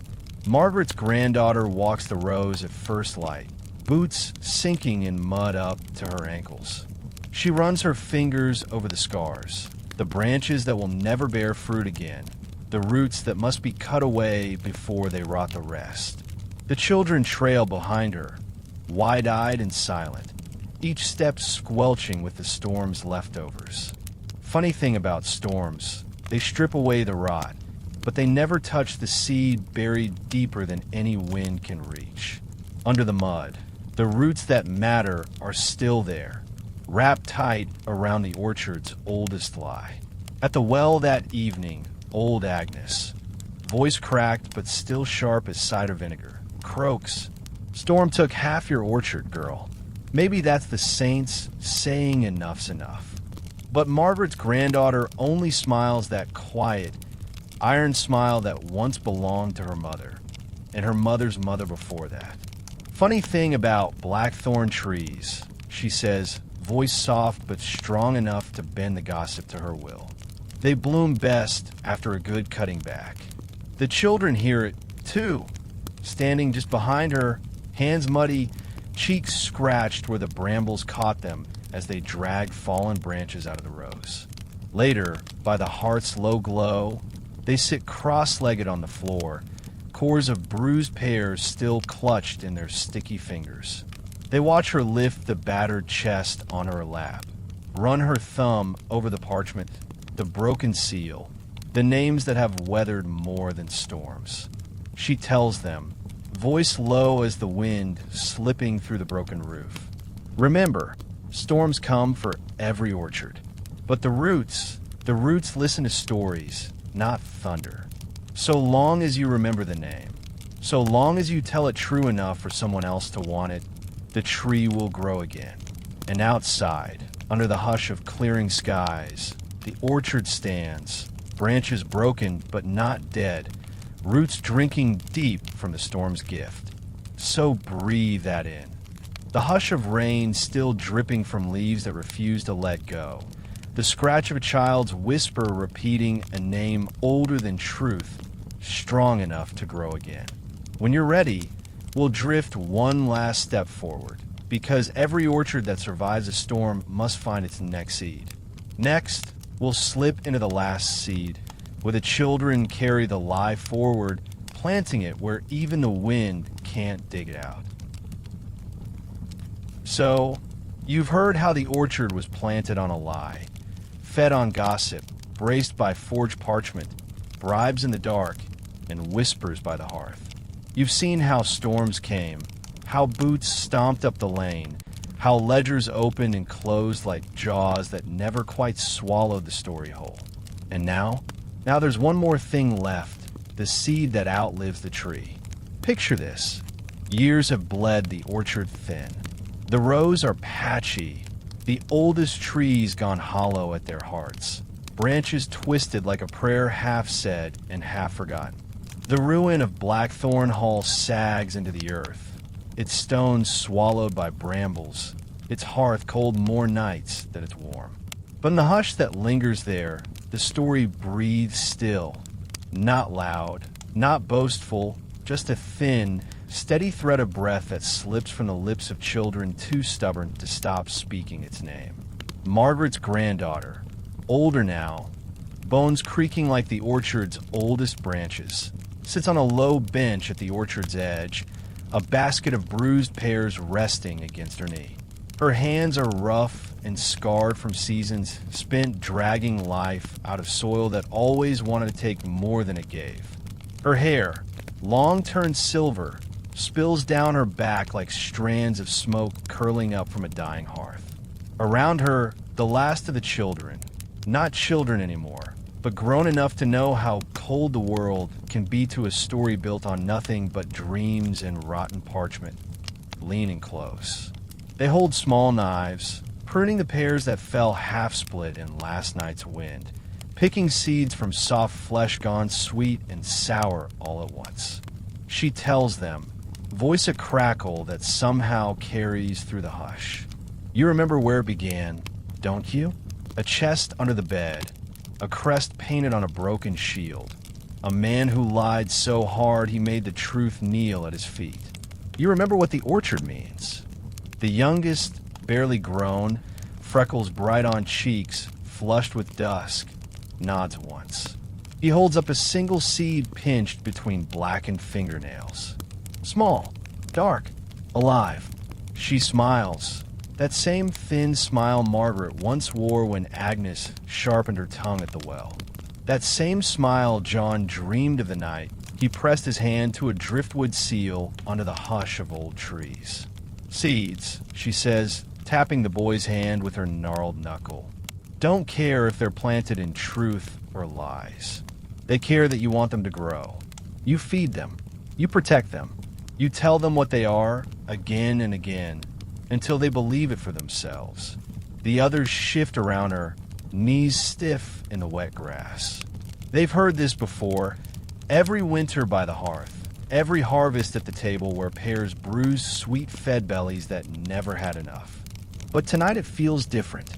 Tonight the orchard creaks in the dusk, a soft sigh in the boughs overhead, roots murmuring secrets deep in the black soil. She reaches into the basket, lifts a pear so battered it feels more memory than fruit. She cuts it open, slow, careful, blade catching the last threads of light slipping through the leaves. Inside, seeds slick and dark waiting. Take them, she says, voice trembling now. Carry them to the hedge, to the lane, to the fields that don't yet know they're ours. Plant them where the steward won't think to look, under the chapel yew, behind the well, at the edge of the wood where the blackthorn bites back. They nod, every one of them, not because they truly believe the seeds will bear fruit next season. Most won't. Not because they believe the orchard will bloom into the feasts of old. The feast was never the point. They nod because they understand the quiet promise tucked inside the lie. As long as a seed hides somewhere in the dirt, no storm, no ledger, no Reeves rope can strip it out. When the last pear is carved down to the core, they rise, scattering into the hush of the orchard, pockets bulging with tiny seeds slick against their palms. One kneels at the ruined stone wall, pushes a seed deep under a bramble, so thick no steward would dare reach in. Another drifts to the well, presses 3 seeds into the cold earth behind the bucket stone, pats the dirt flat with a smile that feels older than the ruin itself. And the youngest, the boy with the freckled cheeks, slips down the lane before dawn, seed pressed tight in his fist like a secret that might one day grow taller than any noose ever swung from the village green. Funny thing about lies, when they sink deep enough, they don't just cling to the living. They cling to the dirt, the roots, the hush that drifts up from the orchard floor when the wind stands still and the old branches hold their breath. So breathe that in now. The hush of seeds dropped one by one in a black soil that remembers every name ever sworn, every name ever stolen. Feel that hush settle in your chest, small and stubborn, waiting for the world to forget just enough for it to bloom again.